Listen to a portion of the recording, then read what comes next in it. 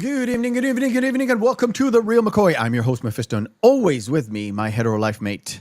Oh, my feelings. How are you, sir? Good. How you doing, buddy? Glad to be back. We're back. Just like I've got a new addition, the Ecto One plate. What is the Reel McCoy? You might ask. The Reel McCoy is your weekly movie podcast where we ask you to go watch your movie, watch it, come back to us, and we break it down for you. We spit it all around. Today, we start our dystopian future or dystopian, whatchamacallit? We'll call it dystopian nightmare month that we cover movies that kind of deal with anything dystopian. Today, we've got a very special one for you, a movie that was kind of forgotten by the wayside, but it was made by like people like the director of The Crow, Alex Proyas, and it is Dark City from 1998. And to talk to us about it is Mr. Brahmabull. How are you, good sir? Doing good. I've been looking forward to this. I picked this out of your list, 7 months ago, something like that? Yeah. This is one of my favorite movies of all time. I love this movie. Yeah, and it's so strange because about 6 months ago, something came up on my feed because I kind of follow Jeremy Jans on and off for a few of his reviews, and he suddenly brought that movie up, and I was like, oh, that's really interesting because we thought about this, we made the list back in December. Feelings? I want to say that, if not earlier than that. Yeah, sort of late December, we came up with the list, and we were like, oh, this is very interesting. We want to do it and we want to bring it up. And when he did it, I was like, oh, that's a great omen. And we'll say hello to the chat. And by the way, thank you, the Salty Nerd podcast, for rating us. I hope you guys enjoyed the show. Please leave a like, smash. And if you're enjoying the show, leave a subscription. If not, it's fine. Just enjoy the show. That's fine with me. I will say hello to Keely Chow, Tora Body, Matt Vader, War Monkey, Miss Jillian, and Paul Harley, our illustrious our illustrious Ahmad, and right off the bat, Jillian, where are you? Jillian. Oh, Jillian, thank you very much for Cheers the to that. 5 gifted subscriptions. I hope you guys enjoy the show. I'm not Oh, sure. and also as a side, you had not seen it before. A friend of mine from Australia, Miss Feckless Finn, is also joining us today. Nice. And we'll say hello to who's else? War Monkey, if I not mention your name. Right, here we go. To start us off with the show, what we do is we have a little segment. It is called Behind the Screens. Sound production, take 2. Behind the Screen is where we turn to Oh My Feelings and get the lowdown on everything that is behind the scenes, production stuff, creative, and all that good stuff. Take it away, sir. So this is an interesting one because it's kind of going to ruin a little bit of the behind the screens for next week's film, Okay. which we had discussed in. Yeah, we kind of discussed this Private little chat backstage, there. but yeah. But originally it was conceived as a story about the detective Bumstead was actually supposed to be the primary character. And it was supposed to be about him slowly losing his mind, trying to be unable to solve the case. That you're talking about William Hurt's character or the guy who actually got mad and insane? William Hurts. William Hurt's William character. Hurt, right? Yes. Yeah. Okay. Well, who flew off into space at the end, which Yeah. Yeah, the big reveal. yeah. the big reveal. Yeah. But halfway through, he decided, actually, I think it's a better character's narrative about Murdoch. So he scrapped his entire script, scrapped the whole thing, rewrote it. Yeah. Then after that, he brought in Lem Dobbs to come in and do a lot of rewrites. And after that, David S. Goyer. The illustrious David S. Goyer? Yes. The Blade 3 David S. Goyer? No, he actually read the David S. Goyer's initial script for Blade to punch up action scenes. Oh, cool. All right. Yeah. And what's odd about that is the Writers Guild initially outright refused to have all 3 listed as writers of the script. Okay. They usually, what they do is they leave everybody that's there, but yeah. Well, at that point in time, they were only having writer, then they had specifically had it put as co-writers. Oh, okay. Or if there are some kind of special, the acknowledgement of their name in Or there. like written by this with Yeah, A main No, credit and then some yeah. credits. credit. Yeah, it made sure that it was listed as written by all 3. okay. We talked about a little bit backstage before, Meph. A lot of the set pieces and everything. Proyas had Patrick Topoulos create the entire thing on a set. No practical shots, no locations were used. All on a set. Yep. What one- do you mean no there were practical sets. No, like no practical locations, like no natural locations. Yeah, no location, no natural locations. It was all built on a stage. on a stage It's in all 100% in Sydney? one studio Right? set. What's that? In Sydney. I have it written down here. The I can't read that. Commemorative Pavilion at Sydney Showgrounds, Yes. and it's now the Fox Showgrounds or whatever it's called. It's owned by Fox now. Yeah. What's interesting about a lot of a lot of set deck that was designed by Topoulos was the fact that it ends up getting utilized in another major motion picture that we're going to cover next week. And we're going to talk about that, I'm sure. Yeah.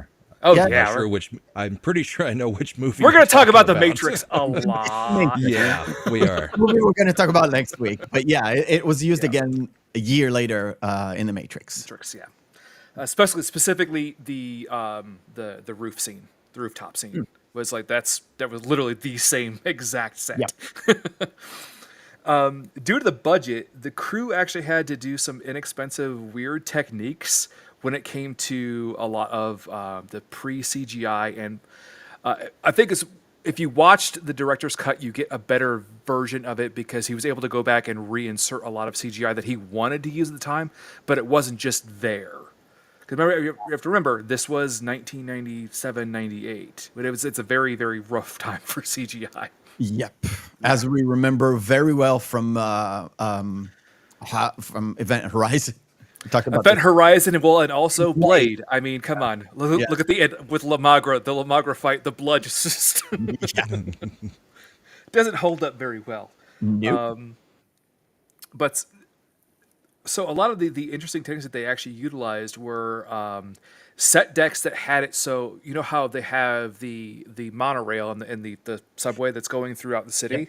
It was actually built on a track that was only about 30 meters long.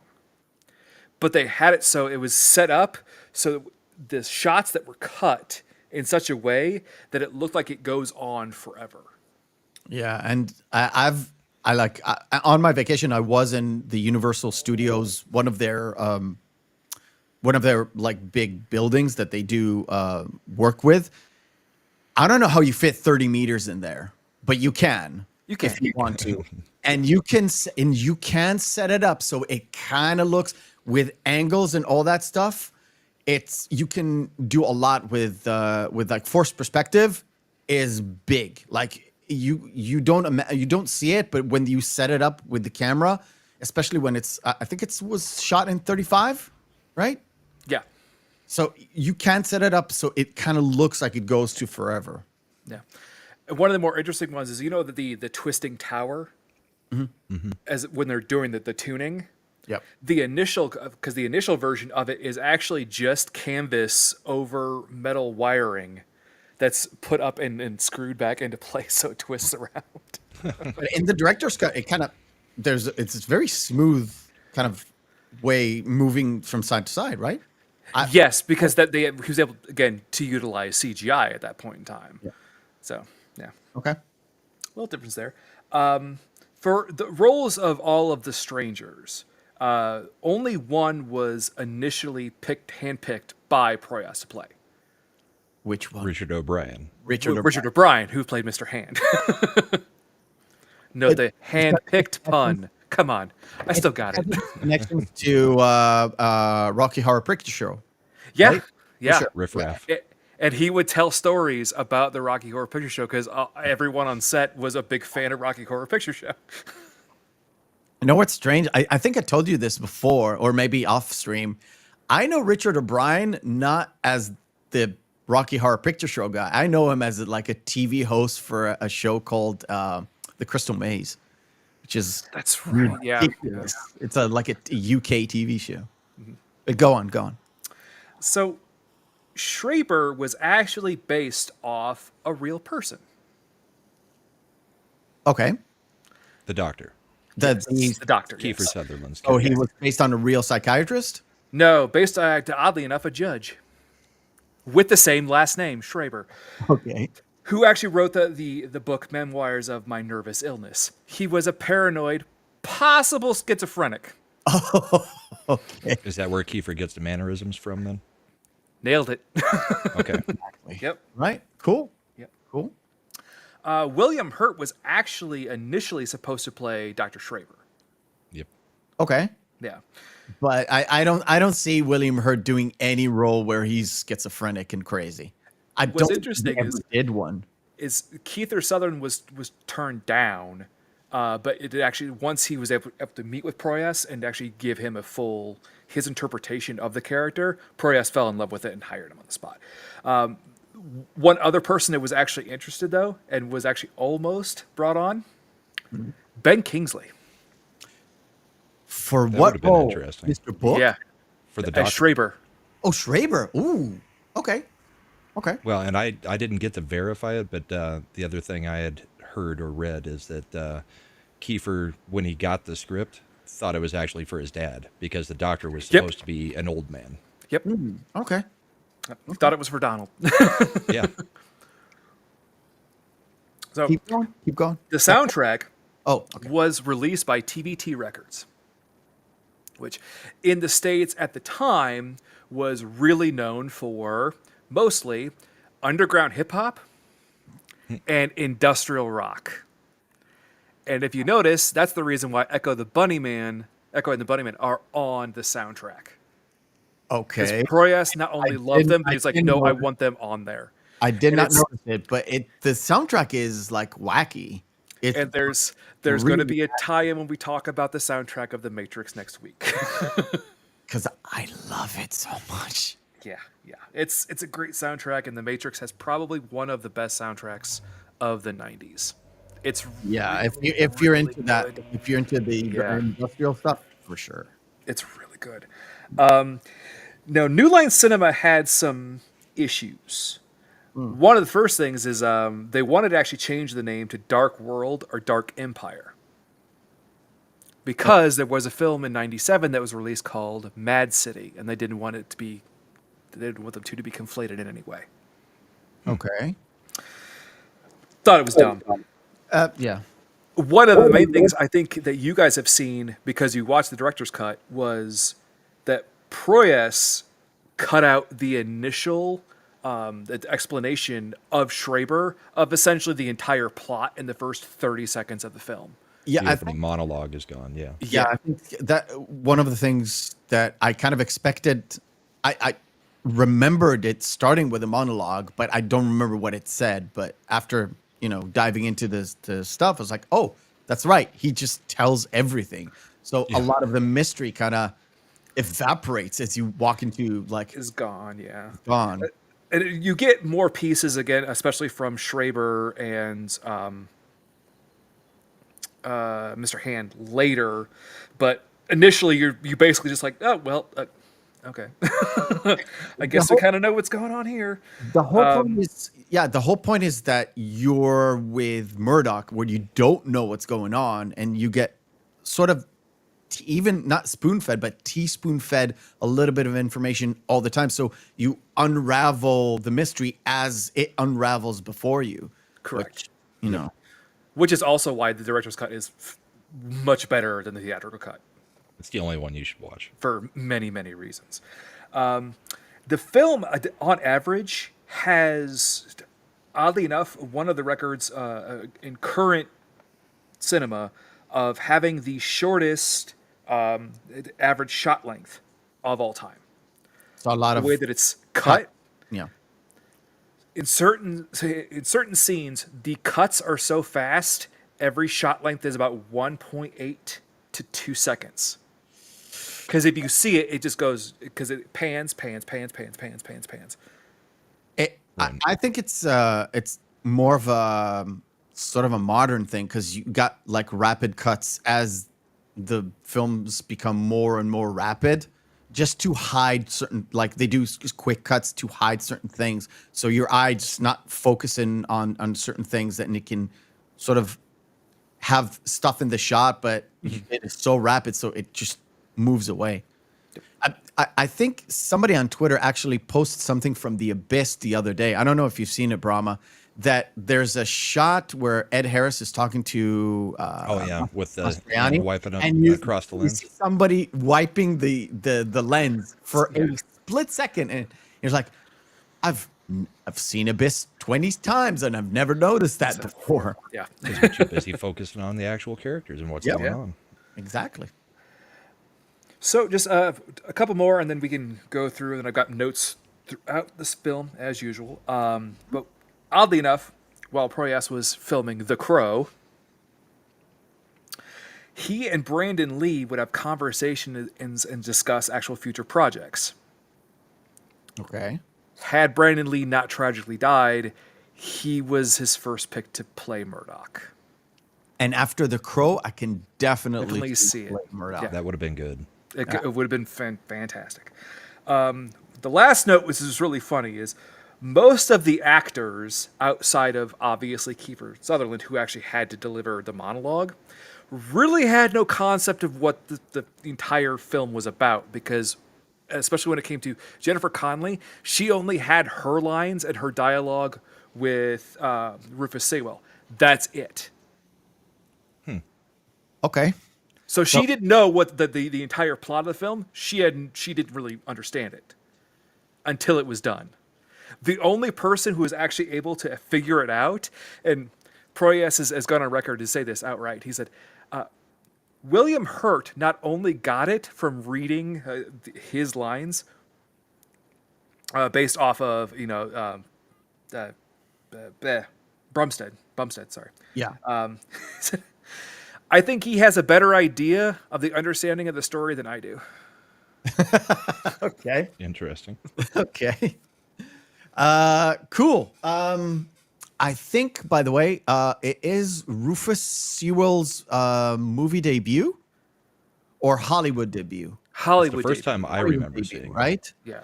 And One of the reasons why he was brought on was because he was so unknown. to keep it, is the whole point is he a real killer or is he not a real killer? And he even deals with that throughout the movie itself, but we'll get to that when we get to that. Cool. All right. You know what? Before we really dive into the stuff, we'll play our first game of the night. It is called Missing Marquee.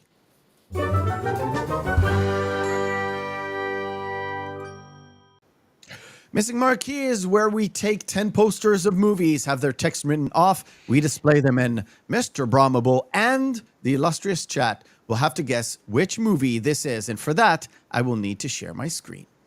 I'm gonna need help, Chad. I suck at this. I've done this at least 2 times with me, and Yeah. Don't worry about it. Don't worry about it. We've had guests that have gone 0 for 10, so you're good. 1 for 10. So don't worry about it. So without further ado, here we go. This is our first poster. This is a newer movie. I know that's one. newer movie. Yes. Abe Lincoln Vampire Slayer? Correct, sir. Punch in. Not sure on that one.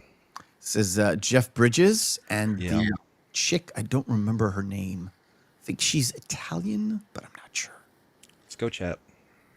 Chat, this is all you. Paul Harley is our man. He'll probably guess. We'll see. Paul See. should be able to get this one. Chat. I think White Squall is what he's it's guessing. 1984. I think. White sequel? No, it is not. That's White sequel. It's Squall. Squall. Squall. Sorry, not White Squall.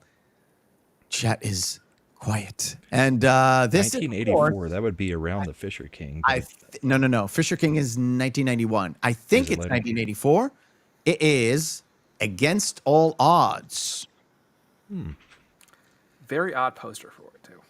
Mm-hmm. It's The one pictures name. on the right are part of it. It's you want this? Oh no, that's Nope. That's the other one. No clue on that one. This is a remake. The original actor was Michael Caine. Well, everybody's saying Alfie in the chat, so I'm going to go with Yep. them. Is Alfie. Alfie is correct. I only have the other chat open. I don't have the YouTube chat open, so I'm on a delay. But here we go. Okay. First guy to get it is Jason. Barbershop. Barbershop is correct. Oh, it's From Dusk Till Dawn. From Dusk Till Dawn. Oh, come on. sometimes when Fury. you're mad, you are. There you go. Fury Well, is- it's on the tank as Yeah, well. oh, shit, You damn it. didn't scrub that.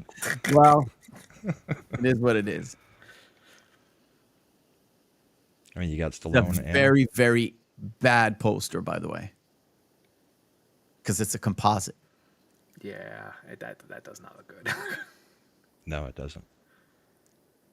I'm not sure which one this is. I mean, It's not Rocky Balboa, right. but it's sort of the same time era where he was like, "I'm going to go back to boxing." He even had the I think around the same time he had the boxing TV show with Sugar Ray Leonard. Never saw Kind of it. a reality. That's right. Yeah. And South Park mocked it. Yeah. Yep, correct. This is I don't see chat. Yeah, they haven't gotten there yet. It is Grudge Match. Okay. Snowpiercer. Snowpiercer is correct. Couple A-Team. more. A-Team, correct. Is that the Abyss? Is that the Abyss? Just talked about it. It is the Abyss.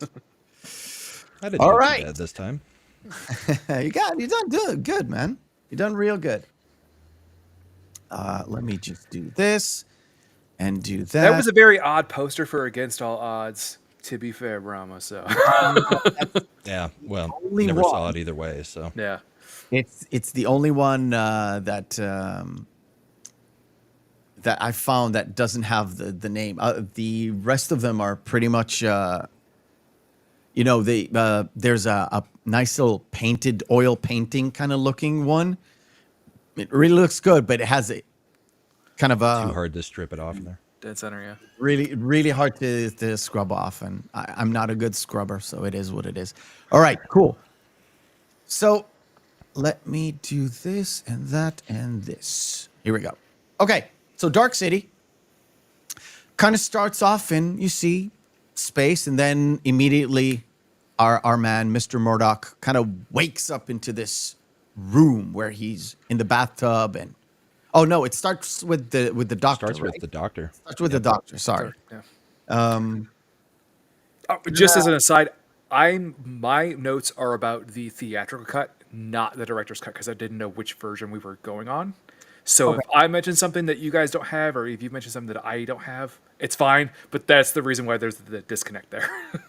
Like I said, Because there's a lot in the director's cut that's not in it. Yeah. I haven't seen the movie in so long, and I didn't even know because mine didn't say director's cut, but by what you guys said, I got the director's cut, and just in terms of the length, which is like an hour 51. Yep. So I don't remember any differences, which is, as time goes by.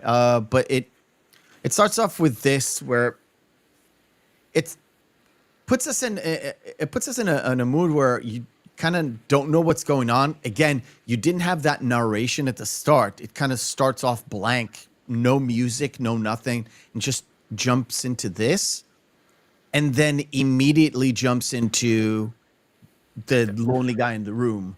Yeah, right? but for everyone else who has watched the theatrical one, they got that opening bit where the opening with the space and the opening of mentioning the strangers and what they are, and it's like, well, okay. Right. But it's always like looking back at it, it just doesn't fit because you're like, oh, I went through this journey, but now when other people start this journey, they already know what's going on. Like at least half or 75%. You can clearly tell it was a New Line exec's decision because he watched the initial cut of it and go, well, I don't get it. So you're going to have to go ahead and just give a synopsis at the beginning for the audience because they're not Give gonna us an understand exposition because Yeah. I can't figure it out. either. Yeah. And then, of course, we're put into this room. And this is exactly what Alex Proyas wanted us to start with. Is literally a guy has no memory, doesn't know what's going on. He's completely naked in a bathtub. There's a weird, strange, broken syringe on the floor.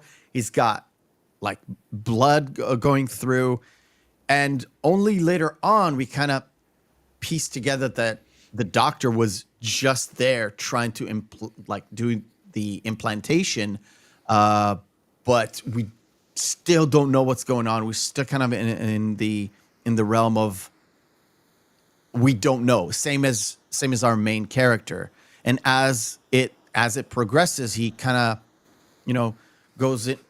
We see the news clippings, or not the news clippings. I think it's on the radio or something that somebody says about the killing of the hookers or something like that. I'm sorry. Well, It's we a hear it- newspaper, we hear- newspaper clip. Newspaper clippings. Yeah, we hear it mentioned, and we also see the clear shot of that when he is on the billboard scene because he actually literally steps on a paper about like streetwalkers being killed or slain. Yeah.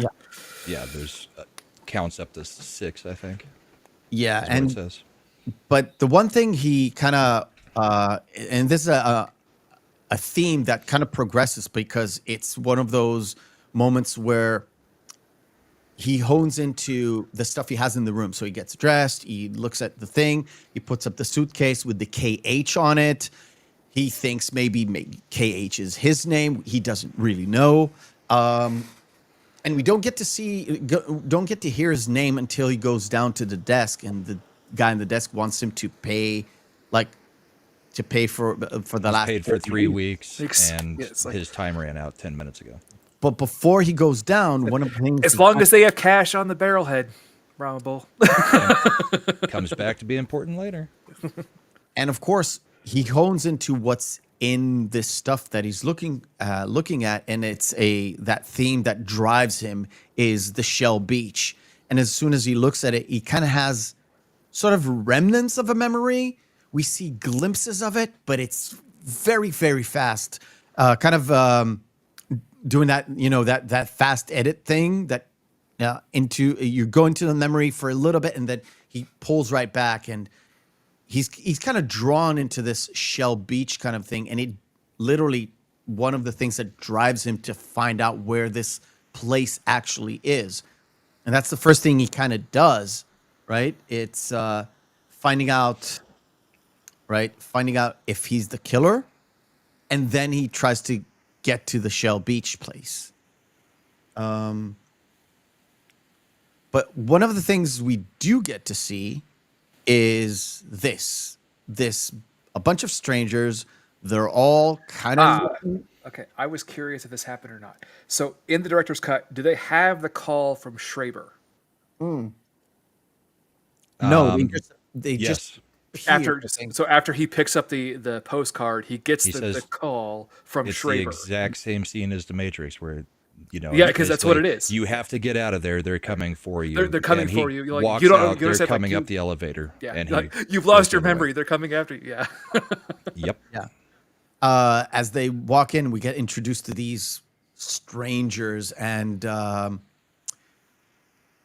think they come in and they just sleep everybody, just to make sure they're all incapacitated. And immediately you're like, "Whoa, what the fuck is going on?" Okay, I don't know what's going on. They're after this guy. He doesn't have you put in a position where you're kind of like, okay, I know where this is kind of going, but I don't know what's happening. And then it becomes stranger and stranger until everything kind of gets unraveled in a way. You can tell that they've got some kind of telepathic power. I mean, you mentioned the sleeping, but yeah, he'll just walk up and go sleep, and anybody who's human just goes to sleep. Yeah. What I want to do next is you kind of get introduced to the wife, to Jennifer Connelly's character. We don't actually know what is going on with her, but just a quick introduction. Again, not sure if this was in the theatrical or not. She kind of has that. No, this is a great version because in the theatrical, it's actually a voiceover Yep. during the scene. In In the the director's cut, cut, it's hers. that's actually Jennifer Connelly singing. Yep. Okay.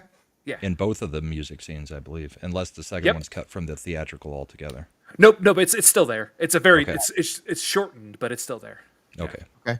And then, of course, she gets a phone call because Murdoch, John, calls her, kind of trying to figure out who she is.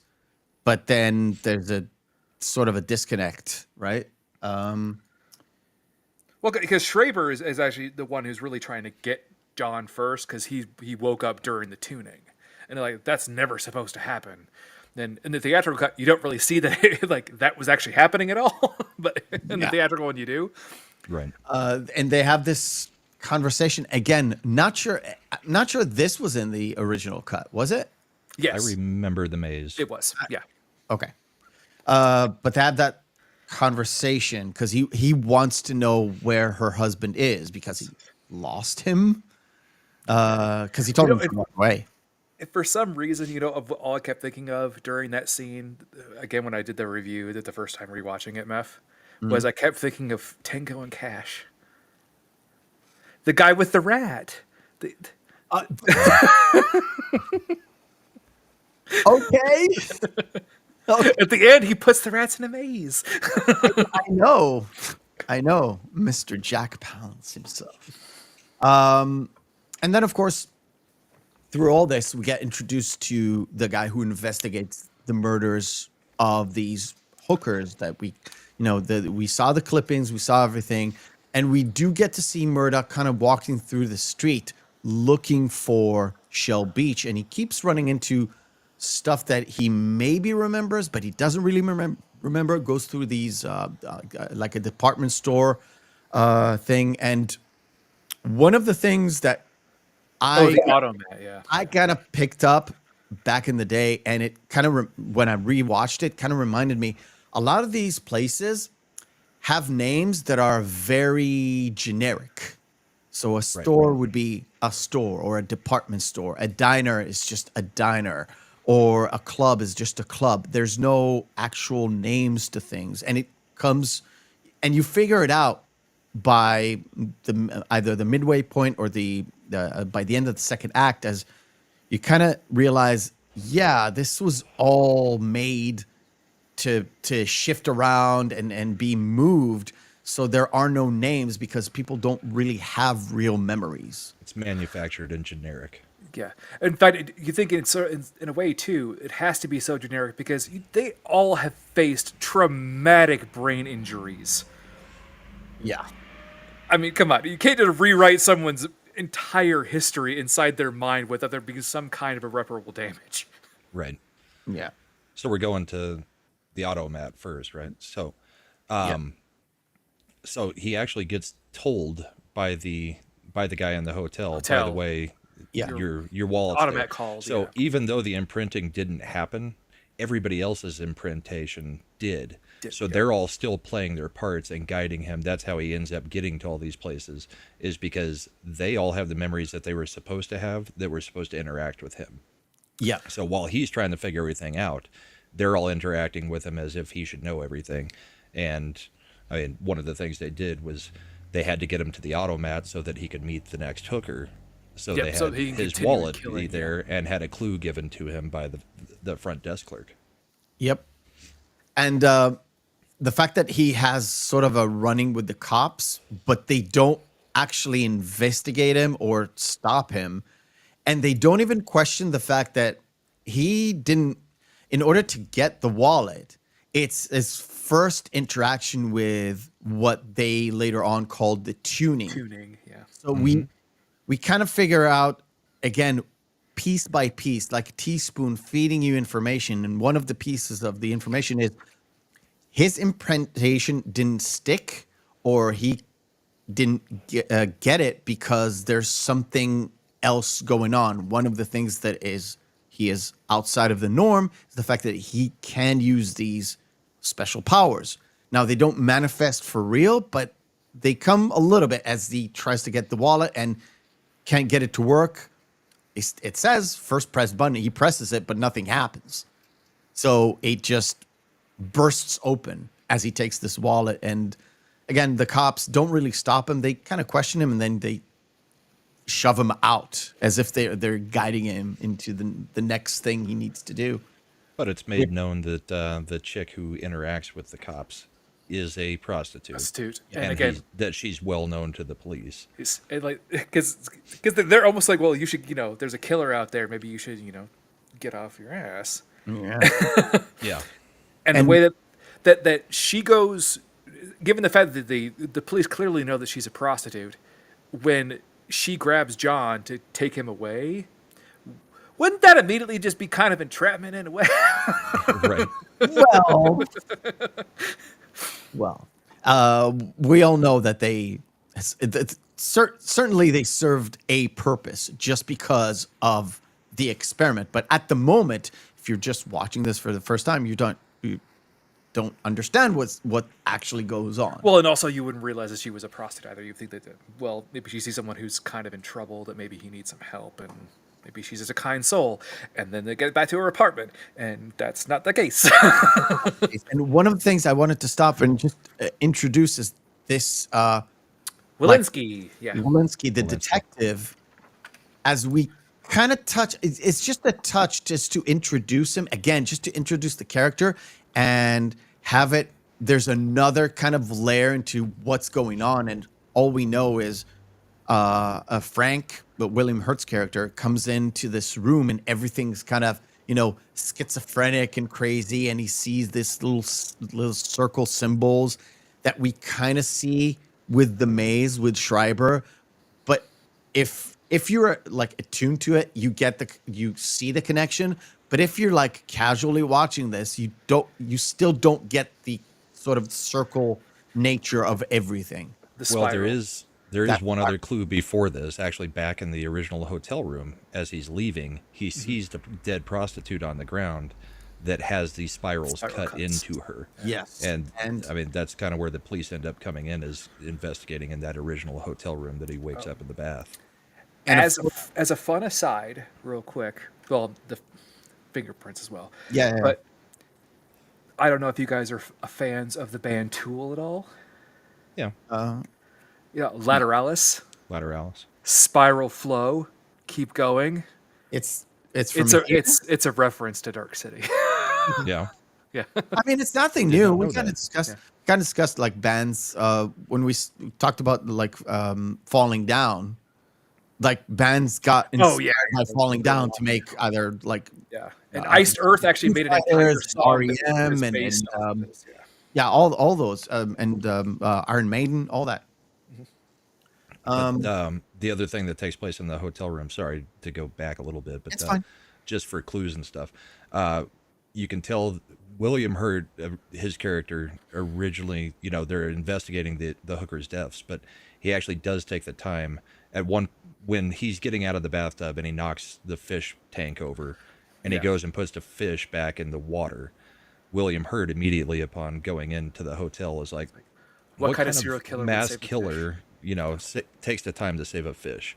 Yep. So the seeds of doubt are already planted in the first scene for William Hurt. Yep. Yeah. And it seems like everyone around him kind of glosses over those kind of facts where they kind of sort of, you think about people who are like single-minded, kind of thinking, okay, we need to get this guy. We probably know who this guy is, and we're just going for it and not considering all the different stuff that comes along the way. But yeah, Well, and it's one of the things that makes you think in this movie. I mean, William Hurt's imprinted with a inspector's, so is he that good of an inspector because he's that good at noticing things? Because the very first time you see him, he's walking down the hallway and he runs into the younger cop, and without anything else, he just says, "By the way, your shoes are untied." I mean, he Yeah. notices everything.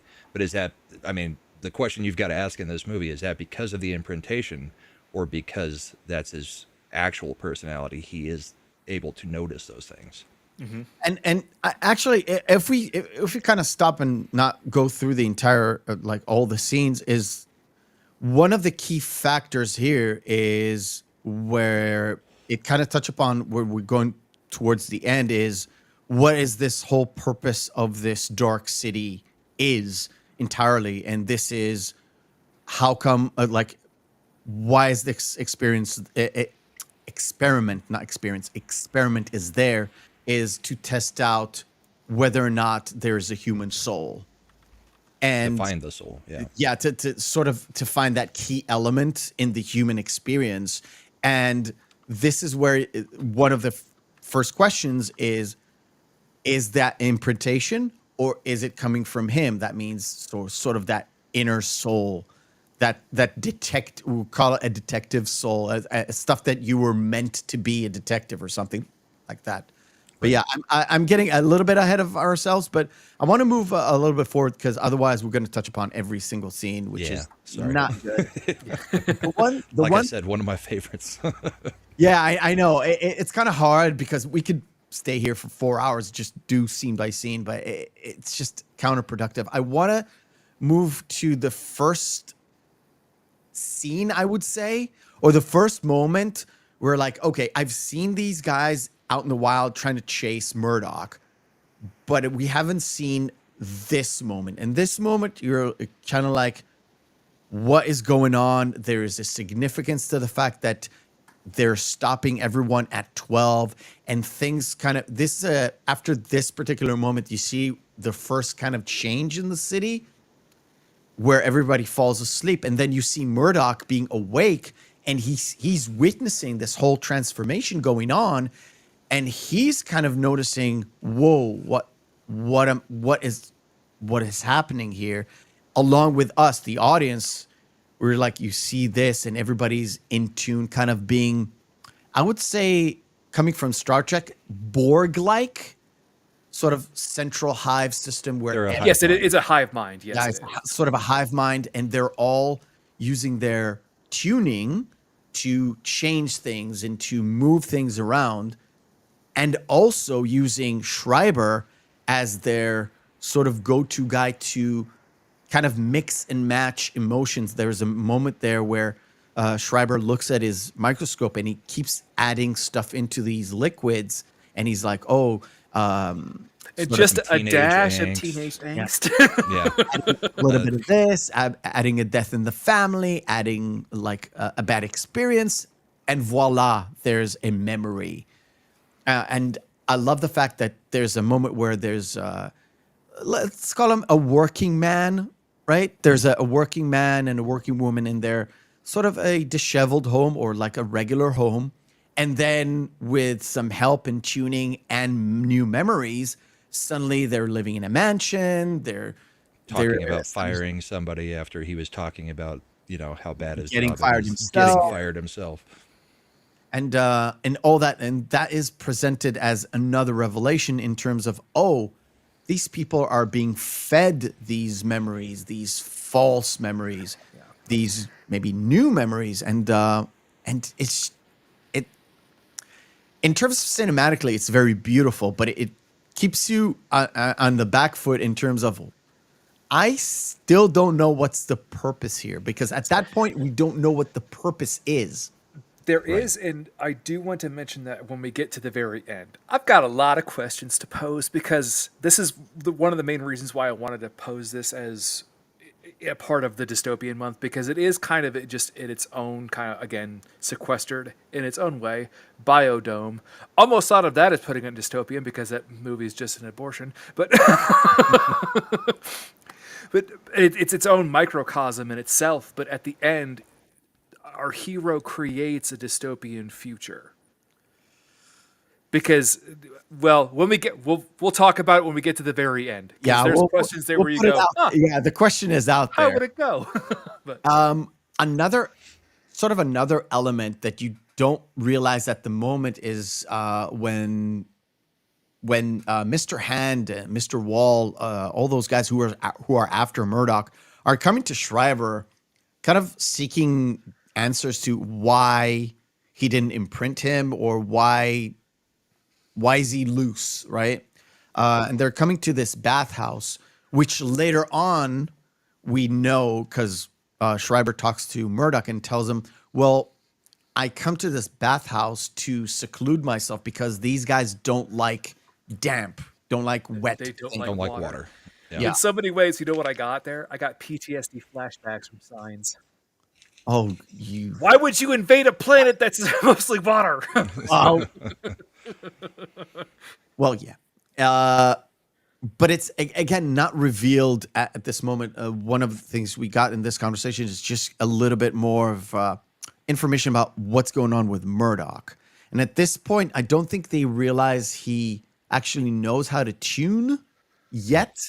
And it's in the next chase where, It's more of like an emotional reaction that he has. yeah, well, everything is changing while the strangers are actually, they cornered him in this sort of like a fire escape, and then one of them dies. Yeah, Mr. Quick. Mr. Quick dies, and it's kind of the first time where Murdoch kind of sees, well, this is strange. Well, the Their head actual cracks forms. open. I'm not sure that was it in the theatrical cut where they actually you can see what they actually are, like the squid creatures inside I the have Director, no idea. yeah. You I see have it no- Okay. because it like just cuts off the portion of his head and it crawls out. Yeah. Okay. And It was in both then. Yeah. one of the things that kind of happens is Mr. Book goes to Schreiber, and he being super, like, he is annoyed with him on what's going on, and Schreiber is like, he says I have no idea, but we clearly kind of know he's in the know because he guided Murdoch to get the fuck out of there. What's interesting also is, just as an aside, because Walensky clearly also has some capabilities that Murdoch has.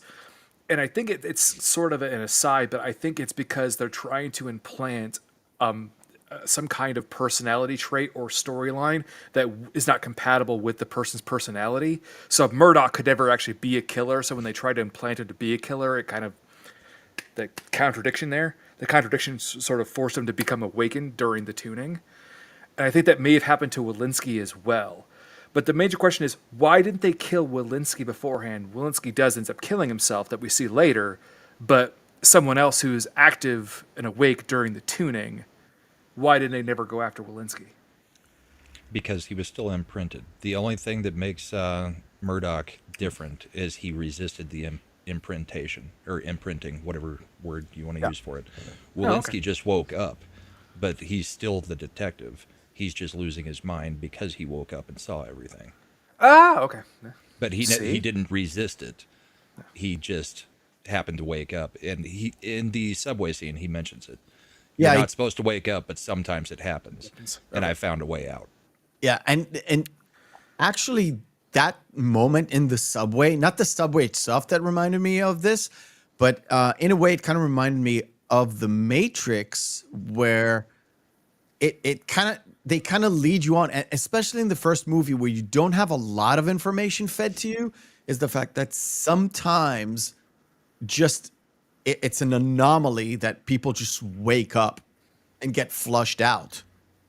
And it was used to wake other people up, but sometimes it's just it's an anomaly in the system. And they took that anomaly and kind of developed it into this Jesus complex thing that they did at the end. But I'm just at that first. Well, yeah, again, it's so many ways. So Murdoch is the one. So can we just call Murdoch Neo from here on out? I mean, yeah.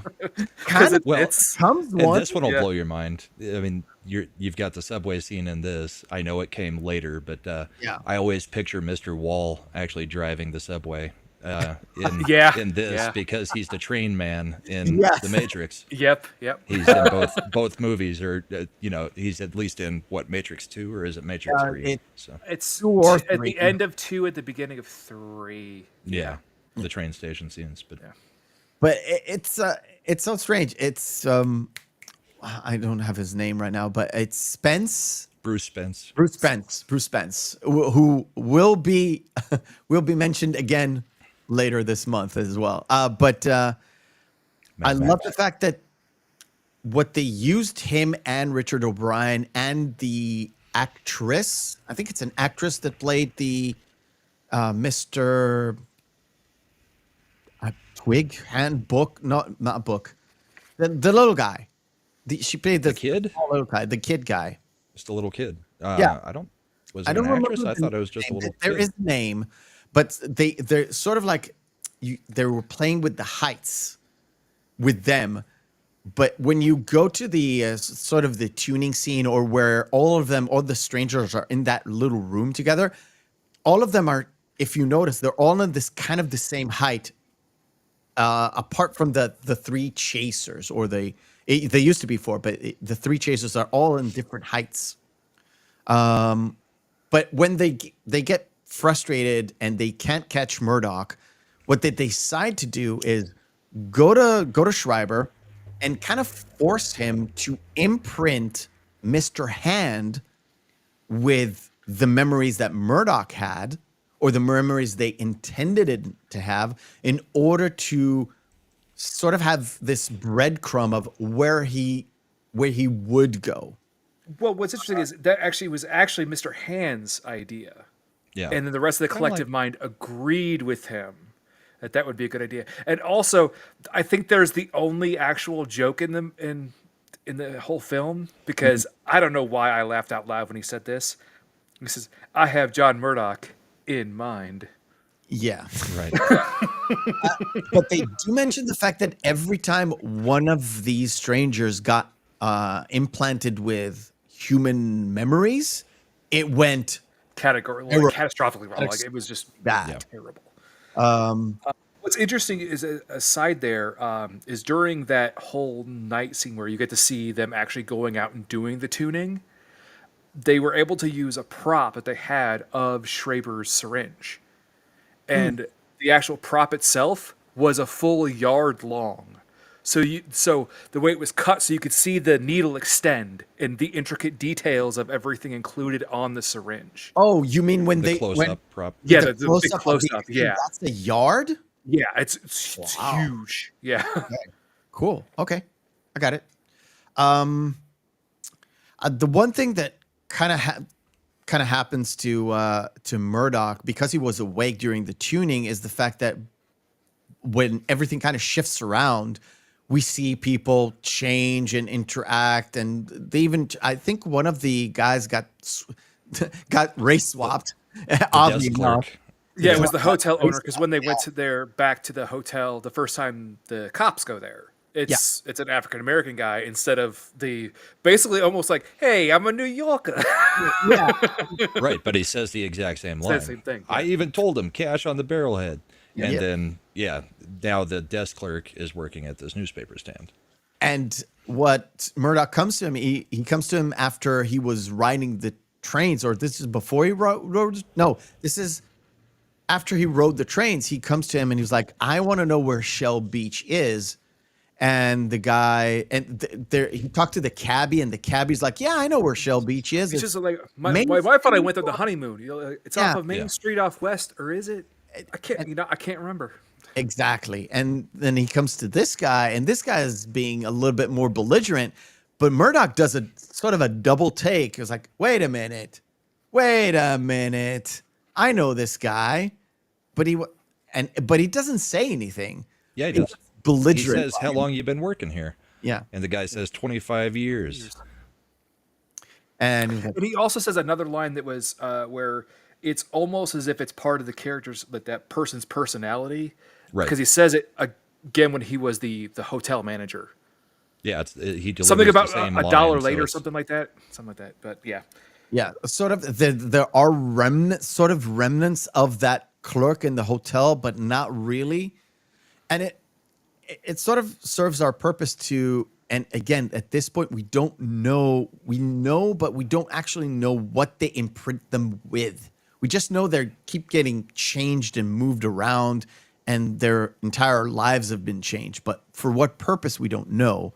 And like I said, I correct myself. This is before he goes on the train because he wants directions to go, because the cabbie doesn't give him direction. He goes to the guy in the newspaper. He doesn't give him directions. So he goes on the subway, and then on the subway, he runs into sort of all this intricate lines that go all the way around, and he sees Shell Beach on the train, and he knows this particular, like, line 9 or green. It's the green line. The green line needs to go, but by the time he reaches the end station, everybody's telling him there's a guy. it's like, telling yo, him, you have to tell the express. Oh, you have to take the express lane. yeah, And when he gets up there, the train blows right past. It's like, what was that? That was the express train. The express never stops. What's interesting too about that is I love the fact that you mentioned this, Brahma, before, is even if you looked at that poster there, everything is so ambiguously just uniform and so just blasé. Like, oh, it's not a real city, it's Eastern City. Right. We're on the Met Rail. yeah. To me, I That was would. Mephisto's point, but yeah. Oh, sorry. Well, you mentioned more. I was gonna say this.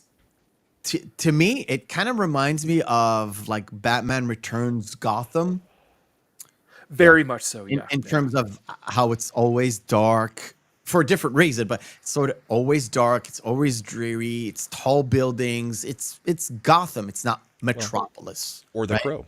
Yep. Yeah, the Crow, yeah. Same deal. So it's kind of like, it's not really Tim Burton, but it is a Tim Burton-esque kind of a thing. Or To be fair, too, not the Crow City of Angels. no. Crow. The Crow. The Crow. Also, you know who made that, right, Neff? Who? The Crow? Yeah. No, City of Angels. I don't remember. That was David S. Goyer. See, I knew I didn't like it. All ties in together. Right. So one of the things that happened to Mr. Hand is he got imprinted, like we said, and he goes to these places where before we saw Murdoch kind of sees in his mind, and it's specifically places in the city itself. And as Mr. Hand goes from place to place to place, he actually goes to the place where Anna, Murdoch's wife, which we kind of skimmed over the fact that Murdoch gets home and he surprises his wife after she got escorted by the inspector home, and the inspector kind of waited for Murdoch to show up, and he did show up. And he doesn't. And also, there is that other line there too that Bumstead has. It's like, "Don't run away." Why does nobody listen to me? Why does nobody ever listen to me? And at this point, she's Emma. She's Emma, yeah. She's She Emma, becomes right. Anna later. Anna later. But that's the second time we see, or kind of the first time we see Murdoch kind of project some wave, and a door kind of appears out of nowhere, and he goes through the door and it disappears. And as the inspector comes into what he thought he was got Murdoch cornered, there's nothing. There's a wall. A dead end. Yeah, a dead end. And then it leads up to that chase with the strangers. But as Mr. Hand gets Murdoch's memories, he goes to visit this, not pier, but it's sort of a bench looking on to this river of sorts. Kind of, I don't know, It's a East canal. River, Hudson River, whatever you want to call it. Well, and also here you can see Mr. Hand slowly actually shifting in to Murdoch, and this is the reason why, like the collective mentioned, you like, no one should take an impression, because we mentioned how just terrible it can go for them, because they're part of a hive mind. If one of them becomes consumed or subsumed by this other personality, what could happen to the hive mind? Yeah, it's sort of like the fight between individualism and collectivism to me. It's sort of a fight between where do you want to be, and when there's a seed of individualism in a society which is collectivist, it kind of disrupts the whole hierarchy, or it disrupts the unity that the hive mind has. And what usually it does, it just evacuates this individual out. And by the time this individual comes out, he doesn't know what to do, because he's used to this hive mind and he can't really deal with individualism. And, sometimes it just goes the bad way. And we've seen it lately. Yeah. A lot.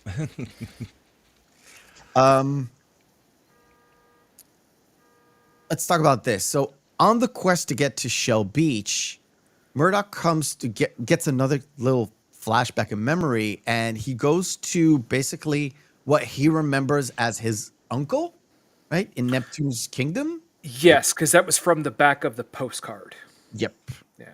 'Cause he's trying to look up, because remember he tries to look up his uncle in the phone book.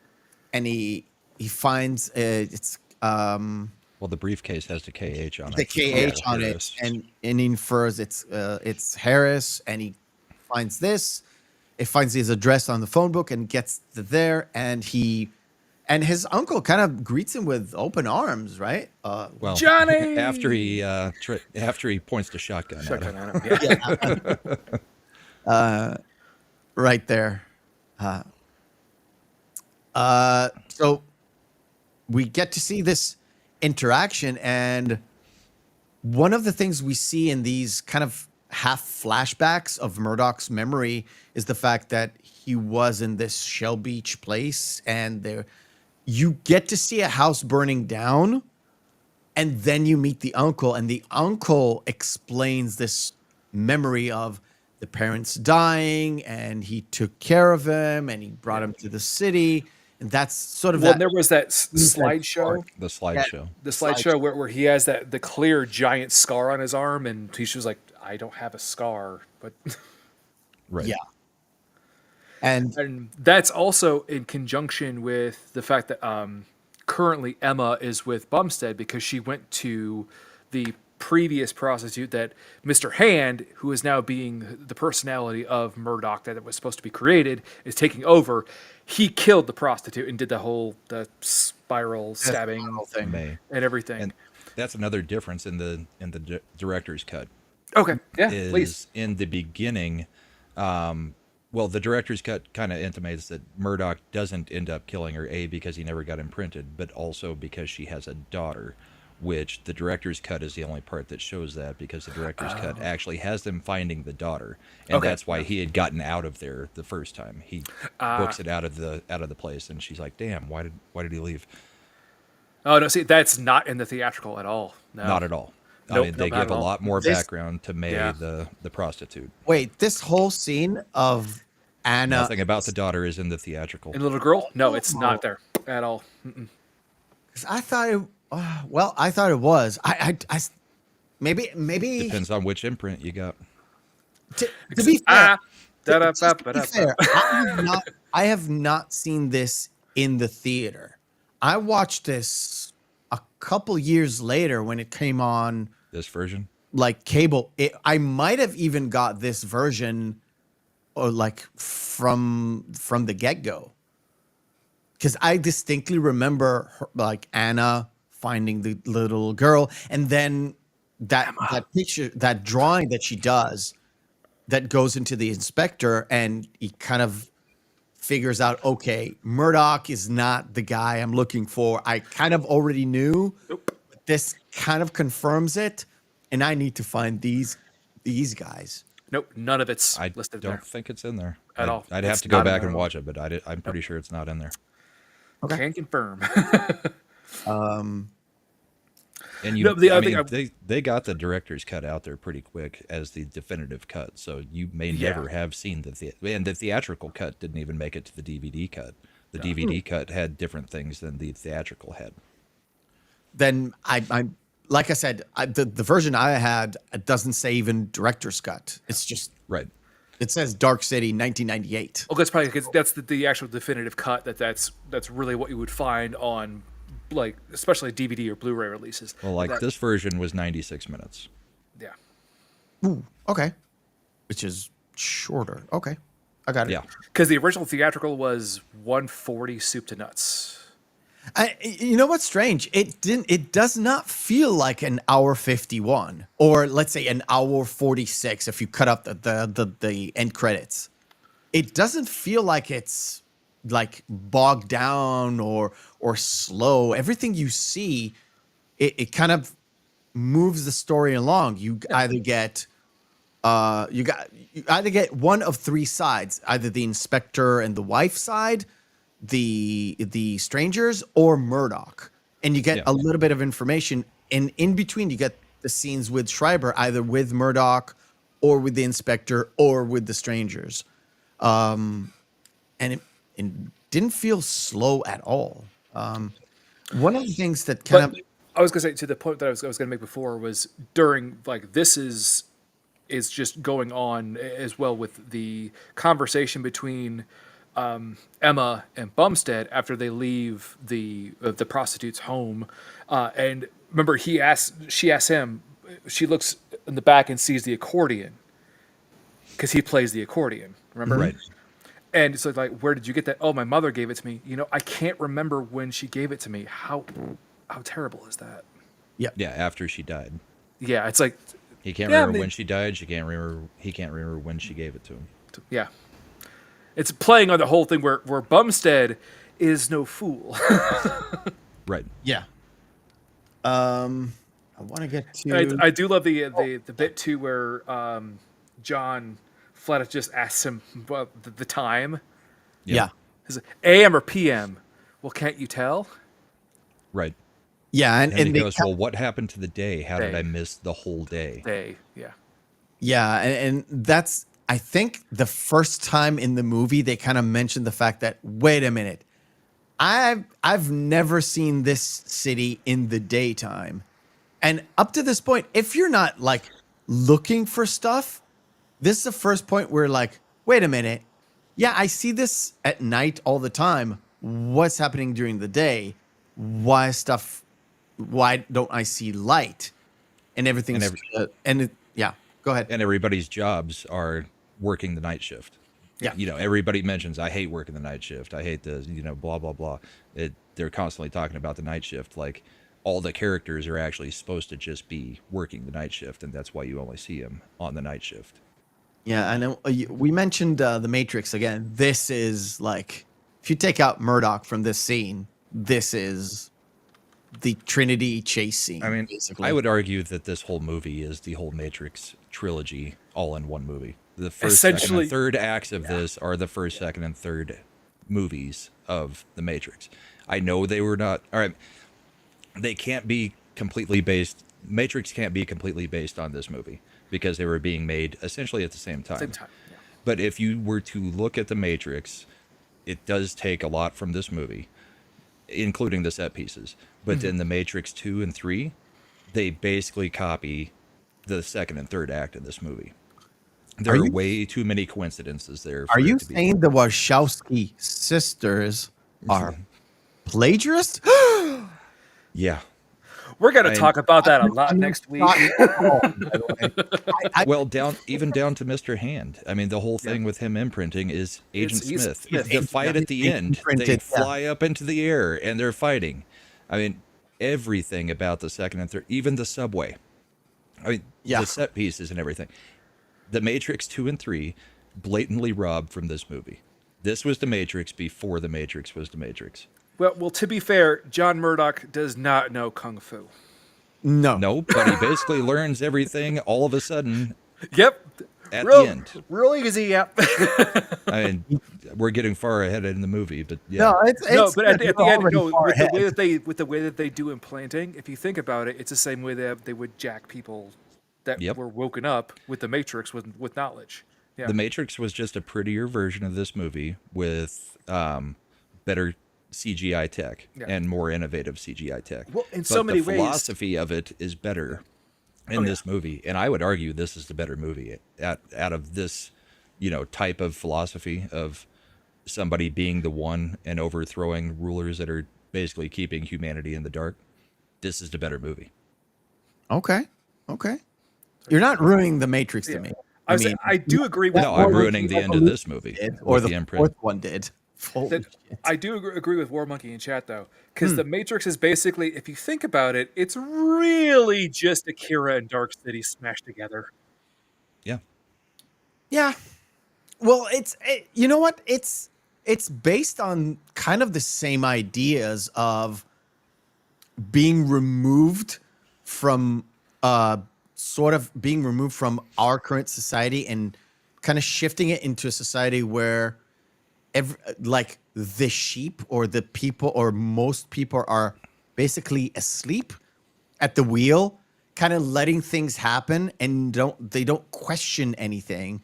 And there are some people who are the anomaly that their individuality kind of overpowers the overall collective and they break through and they end up being sort of the wrench in the system, but they don't actually break the system until a certain point where it actually just breaks and there's a sort of finality to whatever it is.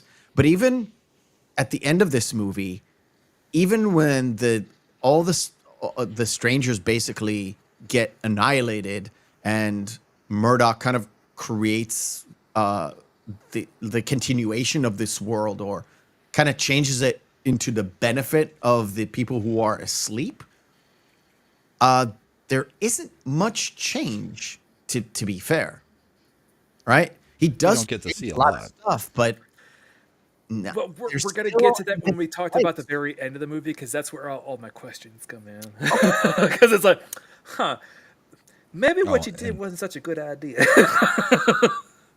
And the way Schreiber ends up, doing everything in this movie, it's Morpheus. It's Morpheus. Oh, yeah. Morpheus is who downloads everything into Neo and gives him all of it. I mean, his guidance. Yeah. That's what Schreiber does in this. I mean, they blatantly stole. Schreiber is looking for the one and he actually found him. Yeah. Okay. See, this is why I love this show. Was I the haven't even thought of that. I never even thought about it that way. But If yeah, you look at the symbolism and the philosophy, it's one in one. It's very Yeah. very similar. I like the fact that when the inspector and Murdoch kind of finally get together, Murdoch is still kind of. He's like, I've seen this drawn. I knew I drew this, but now it's empty. And it's sort of a dichotomy between what the inspector sees and what Murdoch sees at this point, but not really. Because when Murdoch kind of flips over and it's empty, but he saw it drawn, he's sort of gets confused.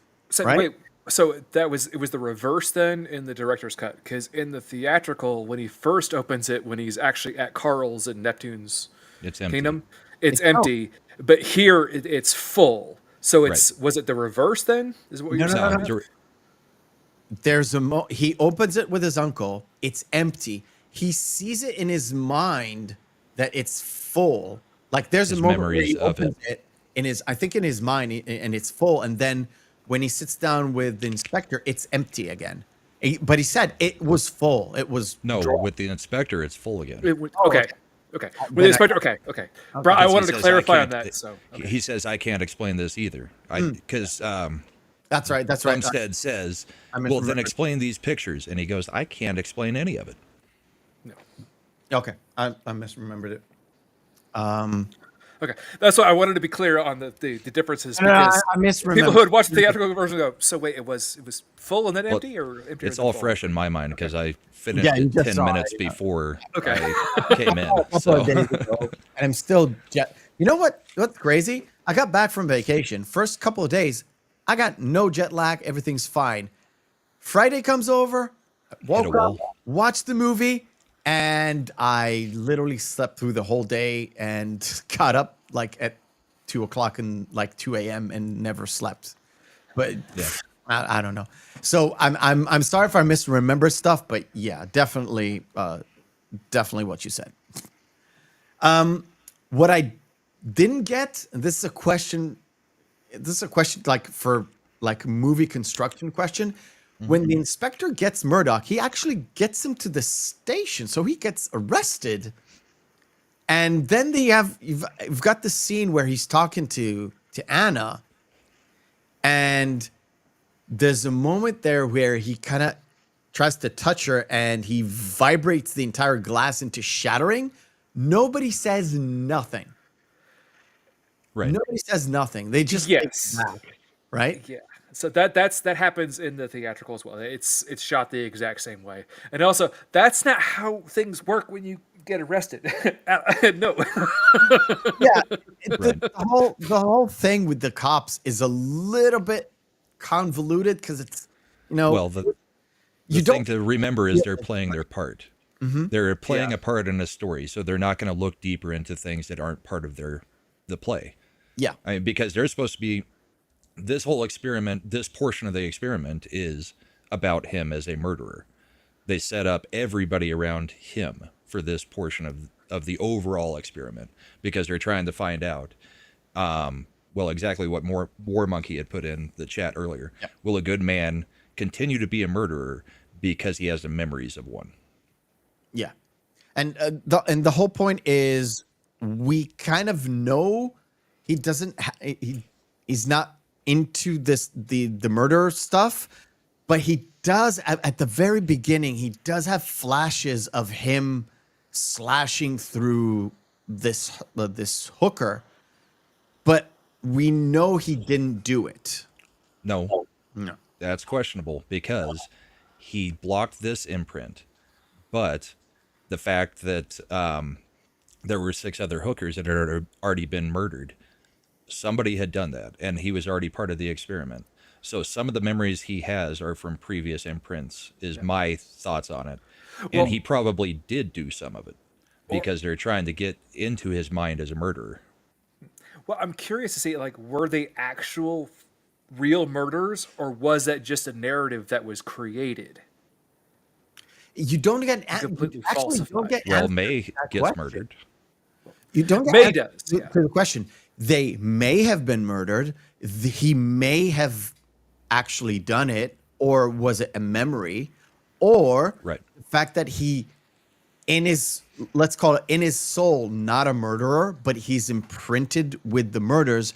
Maybe that was the thing that kind of broke the mold, because the what I soul was thinking. part and the imprint part couldn't settle the score of who's in charge, Right. and it just broke him out of it. And that's where you get the philosophy of this being a lot deeper than it appears on your first, second, third watch. Because at the same time, for them to have a memory of somebody committing the murder, to be able to imprint, somebody had to have that memory. Yeah. I mean, they're mixing emotions, but the memories are all memories that were taken when all the humans, from wherever they got them from, they talk about, they basically just withdrew all their memories, and they've got this big palette of paint that's the memories and the emotions. Because it And was they like mix them to do whatever. what was it? It was during the first scene where you see all the strangers in a collective. They go over things like they're in an inventory list, like one pet of personal diaries, one photo album, and then it goes to Schraber where he's actually taking those specific distilled bits, like a dash of teenage angst and things like that. Yeah, and It's when an they show the assembly mic- line for what they need to do every night so that Yeah. everybody's got the props that they need. Yeah. And not only that, they also, when you do see, like I mentioned, when the microscope thing, it does, like the emotions and the memories kind of mix in through colors. So you have the greens and the reds, and when he talks about death, he puts in and it's black. So yeah, the memories are taken from people. So somebody has to have a memory of committing that murder. It may not be him, but it could be that they imprinted the murderer's memories on him, and he continued with those murders. So, I mean, it's ambiguous. Everything in the movie is ambiguous because you don't know what anybody's actual memories are, because nobody has any actual memories. Yeah. Well, I think it was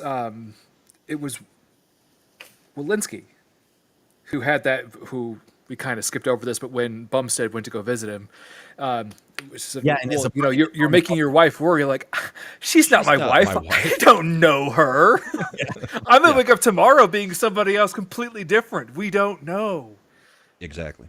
And that comes from him also being awake during the tuning and realizing that this is happening around him. It just can't really affect anything, because the difference between Walensky and Murdoch is the fact that Murdoch has the tuning ability. Walensky does not. Right.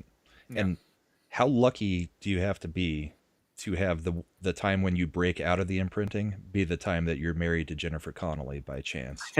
Yeah, it's like, That is a stroke of luck that I Yeah, think everybody technically- overlooks. can I just keep going back to sleep as long as I'm married to Emma? Yeah. I think I'm kind Exactly. of good with that. You said dystopian nightmare, but that's a dystopian heaven. Well, depends how well. Yeah. Well, it is what it is, and we'll stop here for a little bit to break the monotony and play a different kind of game. It is called Screen Fighter. Round one, fight.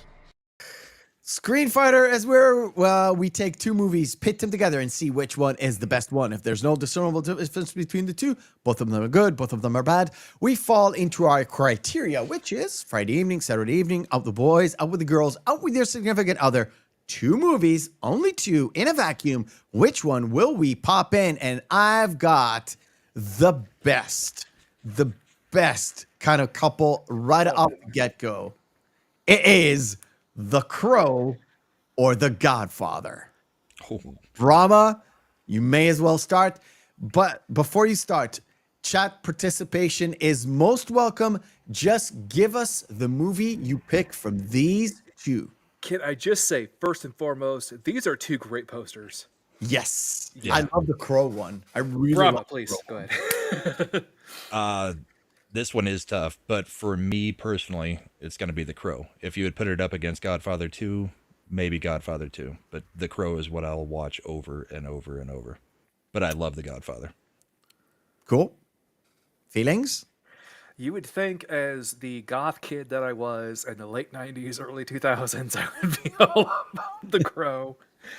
But it's a very tough one. I would still have to go with The Godfather just by an edge, though, because we're going to talk about that when we eventually talk about The Crow. But Yep. I really don't know which one I would pick. I would, for various reasons, I would pick The Crow because it's a little bit faster pace, I would say. And The Godfather, you're like, okay, I've got it like 3 hours. It's an epic. It's fantastic. But do I want to sit down and watch a 3-hour movie? It's so hard. I would pick The Godfather. I know. I mean, I think objectively it's the better movie, but for me, I'm going Crow. City of Angels or Bill and Ted's Bogus Journey. That's number 2. yes, Oh, with the killer Easter Bunny in hell. Yeah. Brahma? That one's easy for me. It's Bill and Ted's Bogus Journey. I love Station. I love everything. I love death. Station. Station. I love death. I love the death's rap at the end. Yeah. You may be a king or a lowly street sweeper, but sooner or later you'll dance with the Reaper. The only thing that was good about City of Angels was one thing, and it wasn't the movie. What was it? It was the Goo Goo Dolls song. Oh, no. In so many ways, I kind of like Bill and Ted's Bogus Journey a little bit more than the original. I know it's sacrilege. If Tom was here, he would have slapped me silly. It's bogus. I agree with. I think Bogus Journey was better than Excellent Adventure. It's just the key element of death in there. It's just makes it for me. Hey, all right. You know, Meth, by the way, my parents went to take me to see Bill and Ted's Bogus Journey Okay. when I was 7. Okay. Because I really wanted to go see it on a school day. My mom was awesome. I bet the rabbit in the hell scene kind of freaked you out a little bit. Yeah, a little at bit that because age. I was really freaked out by Chucky. Yeah. All right. 2 completely different movies, Patton or Snowpiercer. For this one, I haven't seen Patton. I have seen Snowpiercer. Okay. I would do a reroll on Patton. A reroll on fantastic both? though. It's really great. I'll do just on Patton, okay? Because I have seen Patton. Despicable Me 2 or Snowpiercer. Just because of my age, I've got to go with Snowpiercer. I think I saw Despicable Me 1, and I've probably seen portions of all of them because I have kids. But if I'm watching, it's going to be Snowpiercer. Okay. It was a fun, also dystopian movie. Yep. Yep. Feelings? I agree. They should not have made a series about it though. 'Cause, oh boy, Oh, yeah. that series is rough. Also has Jennifer Connelly. Yes. I didn't know that. I know She's there in is the- a series. I know my wife watched it. She's in the series, not the movie. Yeah. So is Sean Bean. And guess what happens to him? The usual. Just guess. What? Uh, Was head chopped off. What is it this time? All right. I'm going to pick Despicable Me 2, by the way. But I'll go with you guys in Snowpiercer. Well, did Feelings actually pick? yeah. I don't think so, but he would have picked Snowpiercer. Snowpiercer. Okay. I mean, for me, I know him, so I know his 90. I'm 90% sure. Right. Independence Day or Babe. I did see both of them. I'm easily going with Independence Day. Feelings? Welcome to Earth. Welcome to Earth. John Wick or Hard Candy. Can we skip this because it's easy choice? It's easy, but they're also kind of the same movie in a lot of ways. They're both revenge movies. I've not seen Hard Candy in a while. I Right? don't think I've ever seen it. It's okay. It's worth a watch. pretty good. You'll if you've recently seen the original John Wick, watch Hard Candy. It was like, okay, I see I see the resemblance. It's not the same, really. There's bits and pieces. I would think a very, Free Willy. as I say, a better darker version, better darker film. Sorry, that Ellen Page was in was with Rainn Wilson. I think it was called Super. That was actually directed by I just forgot his name. Directed Guardians of the Galaxy. James Gunn. James Gunn. James Gunn, yeah. It was James Gunn. It was kind of a pseudo-independent film. It was actually pretty good. Okay. Free Willy or Ace Ventura: Pet Detective. I mean, I saw both of these as a kid, and even as a kid, easily Ace Ventura over Free Willy. I did not like Free Willy. I thought it was dumb. It was a good kids movie, I guess, but did nothing for me. Ace Ventura was classic. Let me ask you a question. I would say hello to Mr. Winky. Right. True Grit, the new True Grit, or Dr. Seuss's How the Grinch Stole Christmas. Brahma? Going with True Grit there. I've seen them both. I like the original True Grit better than this one, but I'm just not a kids movie type person. Okay. Feelings? I agree with that, specifically because when Dr. Seuss and How the Grinch Stole Christmas came out, that's when I was working at a movie theater. Oh, no. I hate people. Yeah.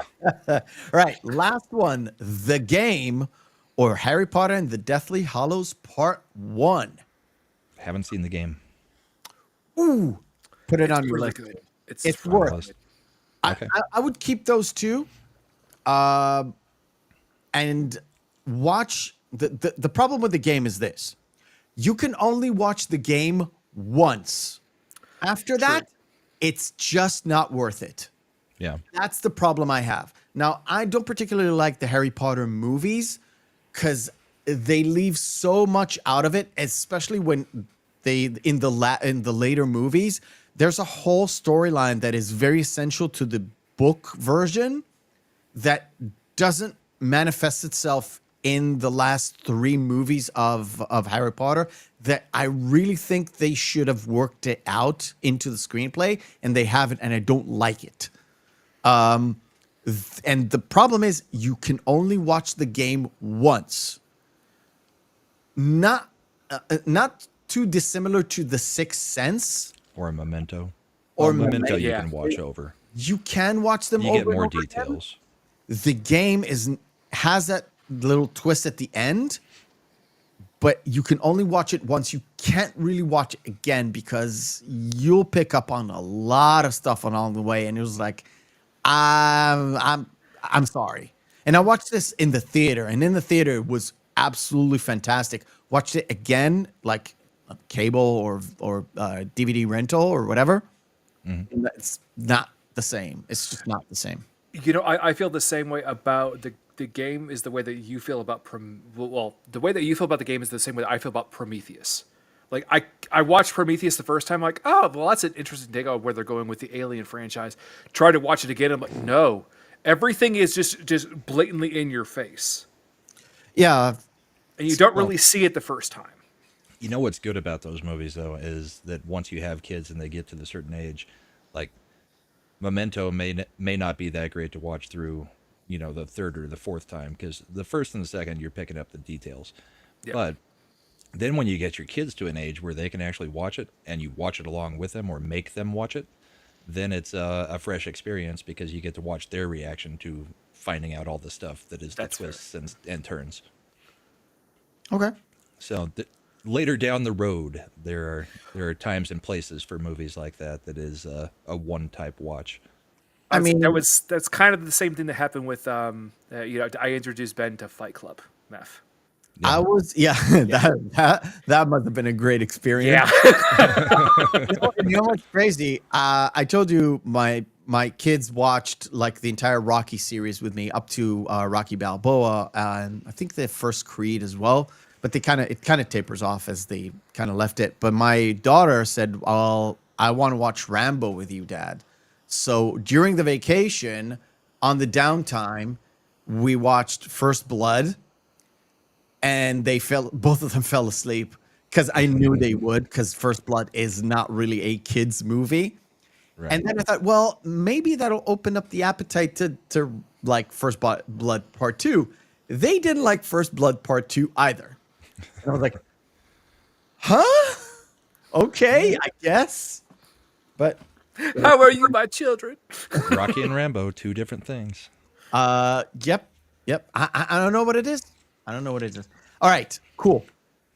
So, the inspector and Murdoch kind of realize, okay, there's something extra here. We need a little bit more information. Murdoch he meets Schreiber in that bathhouse, and Schreiber kind of explains to him the strangers don't like humidity. They don't like wet. So I come here to have a little bit of a breather because I do this thing for them. And of course, as they get into it, Frank comes in and kind of threatens the Schreiber to take them to Shell Beach. Now, in the director's cut, do they have the entire breakout there, where basically Schreiber just exposition dumps the entire Yeah.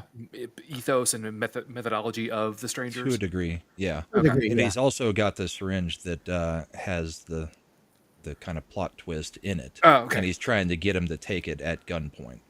Gotcha. Murdoch won't take it at that point, but he does put it in his jacket, which, I mean, the writing in this is very good. Every time they introduce something, it does come back into play later. There is a reason for everything that is done in this movie. Again, there is a lot of Chekhov's guns. Yeah. The amount of setups and payoffs in this is Yeah, skis. And they I do a great job. the stuff that I actually like, where clever writing or even outright inventive, smart writing can sort of give you a mystery or a mystery box or whatever you want to call it, and then it kind of unravels as you watch the movie instead of just dumping stuff on you and immediately you know everything midway through and you're just looking for that solution. And by the way, it's a good thing because there is no solution to this thing. There's just a continuation, and you get to talk about it. All my feelings. I know. Yes, but which is interesting too is there is, again, where when this is happening, Emma returns to the empty apartment, and now she's transformed into Anna. And now we have that kind of break where we can understand why Walensky went kind of fucking crazy, because he didn't have the capability to do anything about it. He just saw through the facade and realized, well, my life is a lie. And I can't really do anything, and I'm trapped in this cycle. And what you were saying about, the everything paying off, I mean, that's what's so great about this movie. It's a sci-fi dystopian movie, but it's really a detective noir at its base. And the writing is done as a noir, not as a sci-fi movie. It just happens to take place in a sci-fi setting.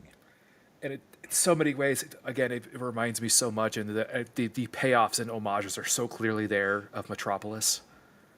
The movie Metropolis. Yes. Yeah. I haven't seen Metropolis in a while. It's about time.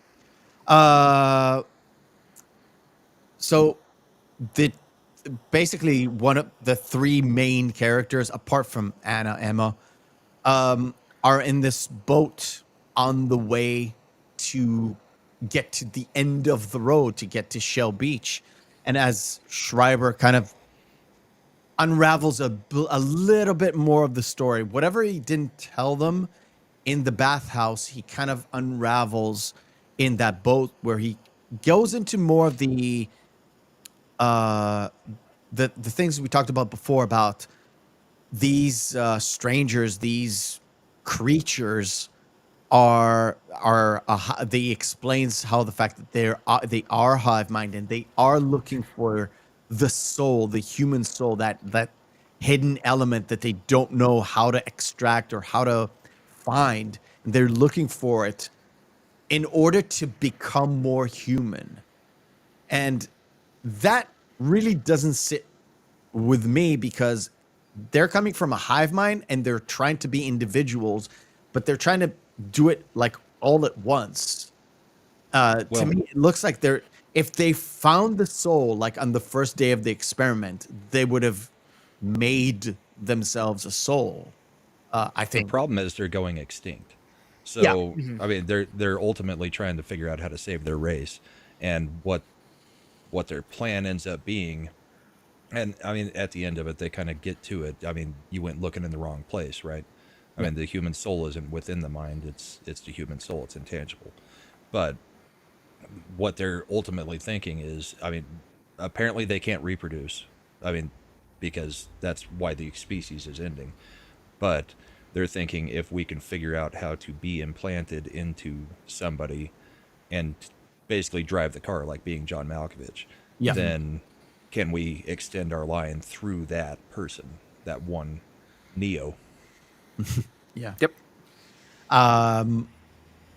The one thing, and we kind of mentioned it before, the fact that they're using forced perspective and they're using camera work in order to sort of entice us to look through the character's eyes. And one of the great moments are like they have finally gotten to this beach and they open up the door and it kind of looks like they're opening a door to blue skies, but in actuality they just walk into a room with a big Shell Beach poster, and Murdoch and the inspector don't really accept that, so they just bash through the wall and kind of unravel everything. They kind of they bash through the wall and they realize we're in space.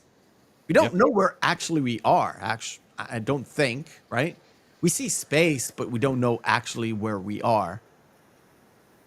Well, you do in a few minutes from that. But Well, no, I you mean, don't at that point know Don't know. anything. it kind of the just camera that kind the of world walks ends. back and you see they're on this disc that kind of looks like the maze from the start where Schreiber and Emma talked, and it kind of looks like a disc in space, and underneath there's the whole mechanism that operates this entire city that is in space or in a space. Yeah. And I like to think of it as a lab.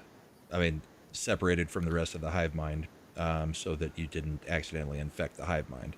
I mean, you wouldn't be doing experiments trying to do anything like that amongst the rest of your hive if you were doing something like that, or I wouldn't think you would. So I think it's just a lab out in space that is completely separate from everything else. It's just floating out there by itself. Oh, and I think I think there's a problem with like fires over there where you live. Sorry, there's some sirens going by. Some commotion. Yeah, some commotion. I love the fact that you can see on their faces the realization of what's going on, and as Mr. Han and Mr. Wall kind of creep into the shot, it literally starts a whole like battle, and you have kind of, if you mention the Matrix again, as Mr. Han kind of fulfills the role of Mr. Smith, and they have that little duel between the Neo and Mr. Smith, kind of excerpts of whatever, right? Between Murdoch and Mr. Han, where Murdoch has the upper hand at this point.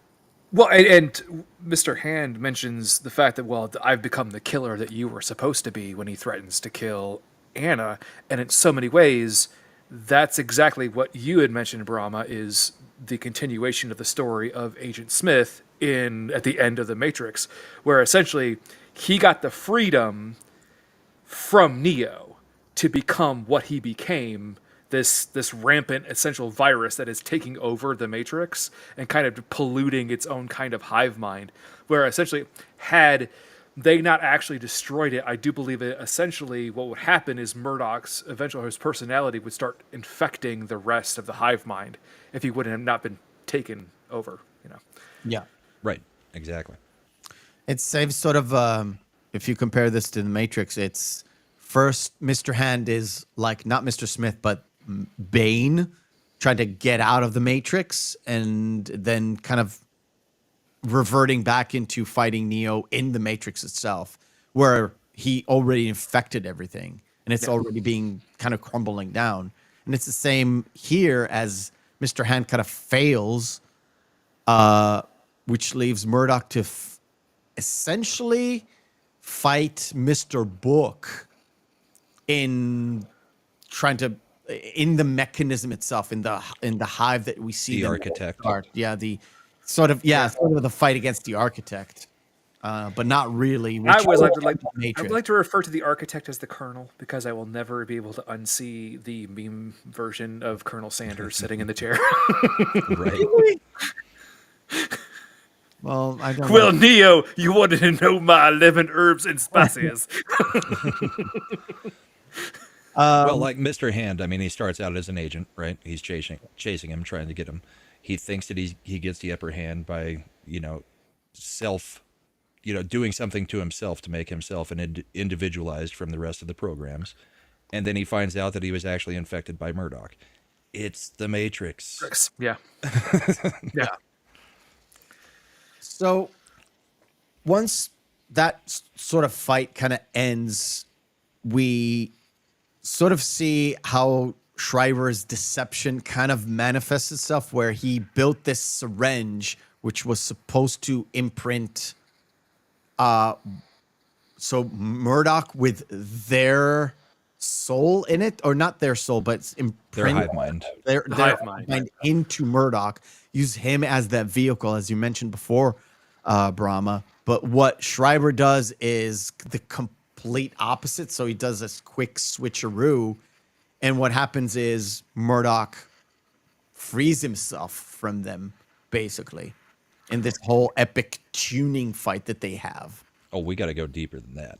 Oh, Well, I suppose the flashback where he's actually reliving all the memories where Schreiber is actually implanted in versions of his past. that's what I said. The deception of like doing the old switcheroo with instead of imprinting Murdoch with them, he imprints him with a way out. But to get to the tuning battle, I mean, the whole point is basically, I mean, they say it multiple times that you would need multiple lifetimes in order to be able to, I mean, somebody who just learned how to tune would need multiple lifetimes to be able to get to the point where you could actually use it. Mm-hmm. And so this whole syringe is Kiefer planting himself, or Dr. Schreiber, planting himself in all of his memories, every memory that's implanted, and all of it is to teach him how to tune. So, like I said earlier, this is Morpheus implanting, kung fu into Neo, teaches him in a split second a whole lifetime's worth of how to tune, so that now he's a super weapon the second he wakes up. Yeah.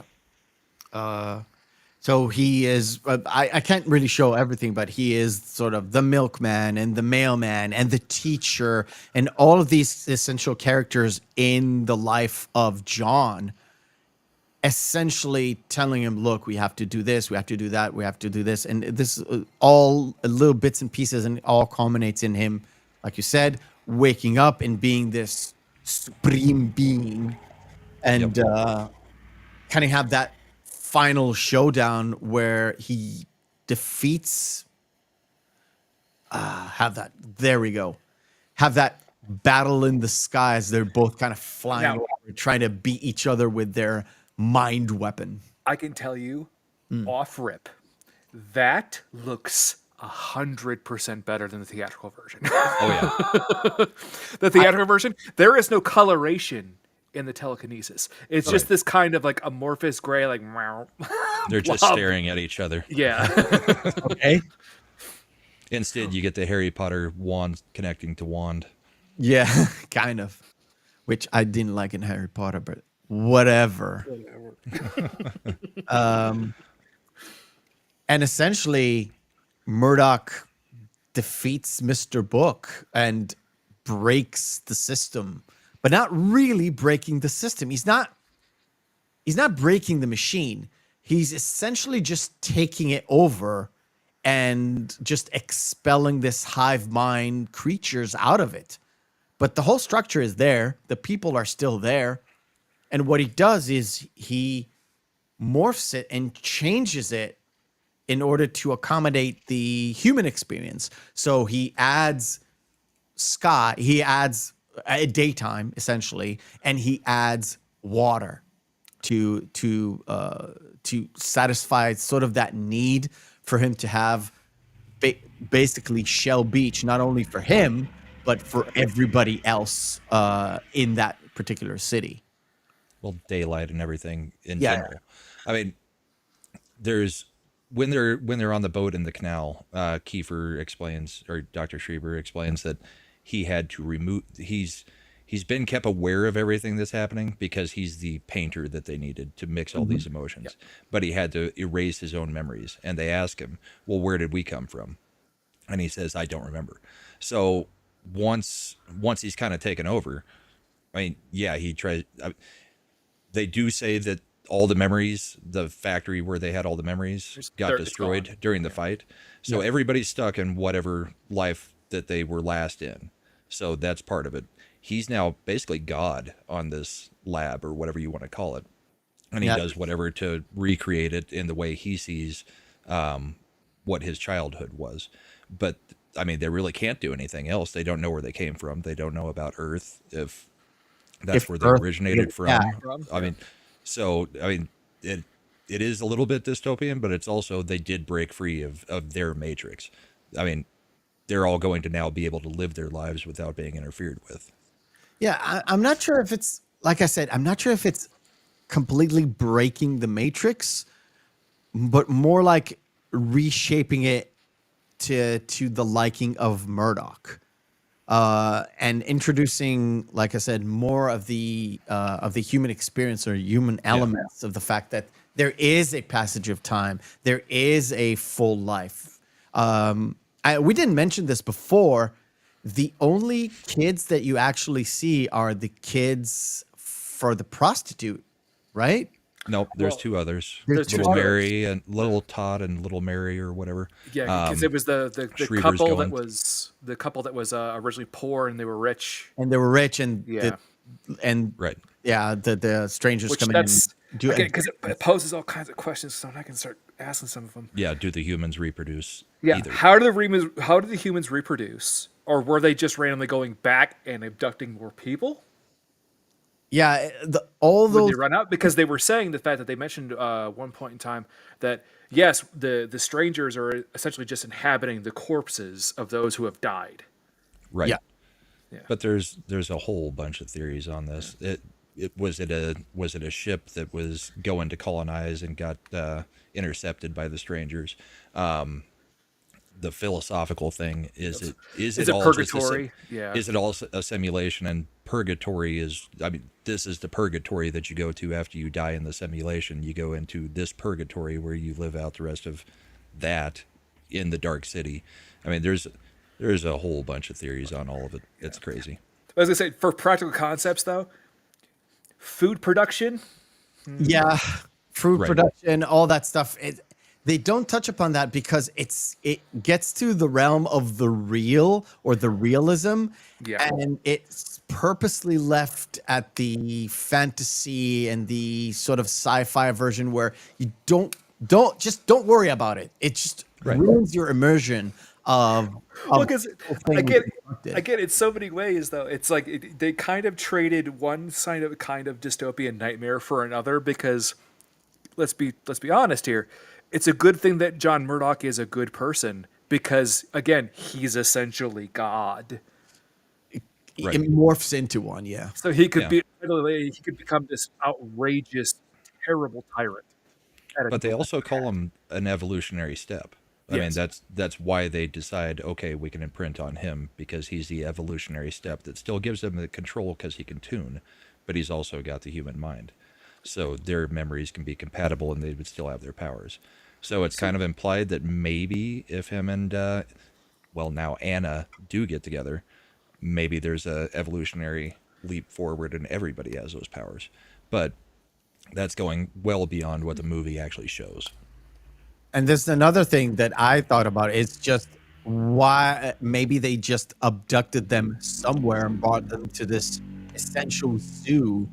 And it is kind of like the Matrix, but it's not really the Matrix, because Matrix is based on the fact that this is Earth, Yeah. and the AI took over, or the Skynet took over, and they just figured out, well, the best battery is either the sun, which we blocked, or the humans blocked. So what's the next best thing? Well, where humans are essentially electrical machines, we can harness that to build our society, our robot AI filled society. But yeah. Well, Well, you have to, again, the other question too is what is keeping this whole system going? Is John aware of that? Yeah. Like, what's the power source behind this? Well, and that's one of the things that Schreiber teaches him in that syringe is here's how the machine works. Here's how it is constructed. I mean, he gives them lessons other than the tuning. He gives them every bit of information that he has garnered about the strangers. So he has the diagram of the machine, the diagram of how everything works. So Okay, I would think he has some understanding of how it works. Okay, so I think that there must clearly be more in the theatrical cut then of this snippet scene of all of the different versions of Schreiber walking him through everything, because it got kind of cut short in the theatrical version, because that really doesn't dictate much. It kind of just seemed at the end there was the big telekinesis fight, and then it's like, oh well, I don't know, I just rebuilt it all. Yeah. Well, and also, if you go deeper into the philosophy of the movie at this point, now that you kind of know everything that's been going on, you have that scene in the police station where they're talking about love. And I mean, the whole movie is about trying to figure out what makes a human versus this hive mind, right? Yeah. So, one of the lines they say is something about, well, you could never fake love. So when they have Anna and him meet at the end, then it's, were they always destined to be together because love is transcendental over the memories that you have. Yeah. So, I mean, if you go deeper into the philosophy of the whole thing, it gets really crazy and you can go really deep because, I mean, that's the line where he says, you were looking in here, that's not where you find what is human. Yeah, and I was half expected him to do this. Like, Right. it's from the, you have to look through the heart, not essentially the heart, the machine that pumps blood through your system and electrical current, but the metaphorical heart of a human. What makes us tick is more than sort of the sum of our parts. Yeah. And that is essential what Schreiber is telling Murdoch. It's like they're searching for our soul. So what is the soul? The soul is also the stuff that is above the sum of our parts. It's metaphysical. Yeah, metaphysical. I did want to make one point real quick that's interesting, just because Proyas added it in as a cheeky little nod to himself. Okay. Is if you notice at the end when Anna is leaving her job, actually oddly enough at a cinema, in the marquee is the Book of Dreams. I did not notice that. No. Proyas actually did 2 different versions of the Book of Dreams. Okay. Welcome to Crateland, which he was nominated for the Palme d'Or, and Dream 7, Ruben's Dream. I have not seen either of them. Me neither. Crateland's really good. Ruben's Dream is a little... All right. Anything we haven't discussed to round up everything? Because you said you had like questions, fittings. No, actually, Brahma, thank you so much for being really in tune with this film so much, because you kind of covered a lot of mine right off rip. So I've watched this countless times. I love this movie. I mean, I've said it a few times, but I mean, you can tell by how deep I've gone into like the philosophy of the movie. I haven't just surface watched this movie. This is a movie that I've paid attention to every minute detail, I think, and tried to pull everything out of it. And my friends, they hated it. Every one of them in high school. But they all love The Matrix. And it's like, I have been trying to get you guys to like the Dark City movie for a year. And then this crap comes out. And I mean, I like The Matrix, don't get me wrong. But I do think this did it better as far as the human element of it. I mean, The Matrix was just kind of, surface level stuff. They had symbolism and stuff, but it was very obvious. This, you have to go a little bit deeper. You can't get it all in one watch. You can't get it in 2 watches. And to be fair, as well as we mentioned, the Matrix had to take 3 films to basically did what Dark City did in 1. Exactly. I don't count the other two. Really, I don't. I really dislike the other two. But I mean, I always hear the argument that, well, The Matrix was already in production at the time that this was in production. And it's like, yeah, The Matrix 1. But you Yeah. can tell they took 2 and 3 from this, because the 3 acts in this movie basically become the second and third act in Yep. The Matrix. So I don't buy the argument of they didn't take it. They may not have taken it wholesale for part 1, but the other 2 movies are from this movie, flat out. Especially 3. Oh, yeah. Well, Yeah. especially Agent Smith and everything. I mean, Yeah. if you think about what Agent Smith did in the first movie, he doesn't duplicate himself. He doesn't get infected by Neo. That all happens in 2 and 3. Yep. Yep. All right. They had plenty of time to take from this for that. So All right, guys. If you managed to get to the end and haven't watched Dark City, I still urge you to go and watch it, because whatever we said might actually click when you do watch it, because it's actually a phenomenal movie, and I need to watch it again before I actually write my review and put it on the the old YouTube channel, because you gave me a lot of stuff to talk about Brahma, because I've not even thought about the Matrix apart from they use the same sets and same stage. See, Miff, I thought you got that, because it's when you didn't. messaged me last night. I was like, "Well, you were like, well, I got to bring up the Matrix." I'm like, "Yeah, there's a reason why I put the Matrix right after this one, bro, on the list." well, and even people in the chat, Dan Man SF said when The Matrix came out, we who had seen Dark City said, "Oh, look, a Hollywood version of Dark City without the artistry." Yeah. I mean, if you watched it back in the day, and you liked this movie the way that some of us like it, it's become a cult classic. But it was obvious to those who really enjoyed the movie when it came out. The movie itself, I think part of it why it's looked down upon, because the budget was 27 million and it made 27.2. Right. Which means it kind of lost money for New Line Cinema, because I don't know, people weren't ready for it. People were I don't know what it is. Maybe it's because the soundtrack of The Matrix is a little bit better. Well, it's so much better, and also it was really the CGI in the Matrix, because that remember how big that bullet time was revolutionary. That's what got The Matrix over this. Yeah. All right, cool. Brahma, tell us what's going on with you. What you've been doing? What are you going to do in the next week or so? Yeah, I stay busy. I've got shows every night. So tonight I've got Bourbon and Boarding on my channel, where we talk about hockey, and we're at the end of round 1 of the Stanley Cup playoffs. So we'll be going over the matchups for round 2 and the remaining 2 game 7s that are happening tomorrow. Then, Monday, Thursday, and Wednesday, I'm on Comics Division's channel. Tuesday, I do gaming on my channel with Party Animals with a group of people. And Friday night, I'm on Ascendant Art with Little Chad and Slender Dad. So, yeah. that's No most of more it. Helldivers 2 for you, huh? I'm not sure that I understand the whole, complaints about it, because almost all of us who are gamers have probably had a PSN account since the PlayStation 2 or 3.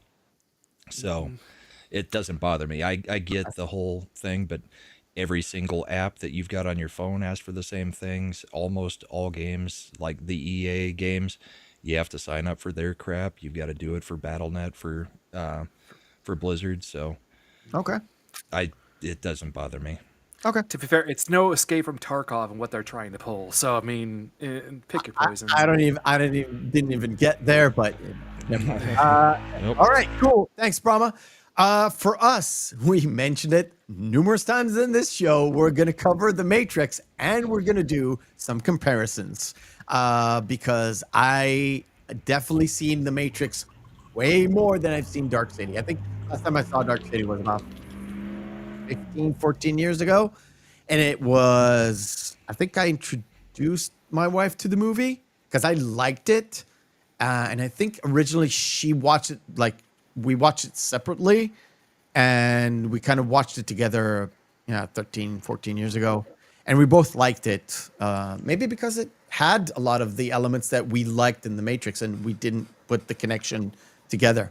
Because I genuinely didn't put the connection down until Brahma laid it out for me, which I'll is be in the great. chat next week either 'Cause way for that one because I want to see what you come up with. I'll have to come up with some new stuff because other than bullet time, I'm pretty much out. Thanks to you. But yeah, guys, go watch The Matrix. And if you still haven't watched Dark City, go watch Dark City and The Matrix. And we're going to discuss it next week because other than having more reviews on, which basically means Rambo 2, and Rambo 3. That's going to be this week. And until next time, ladies and gentlemen, have a great night.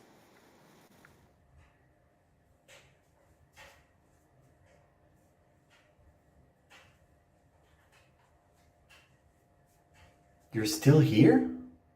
It's over. Go home. Go.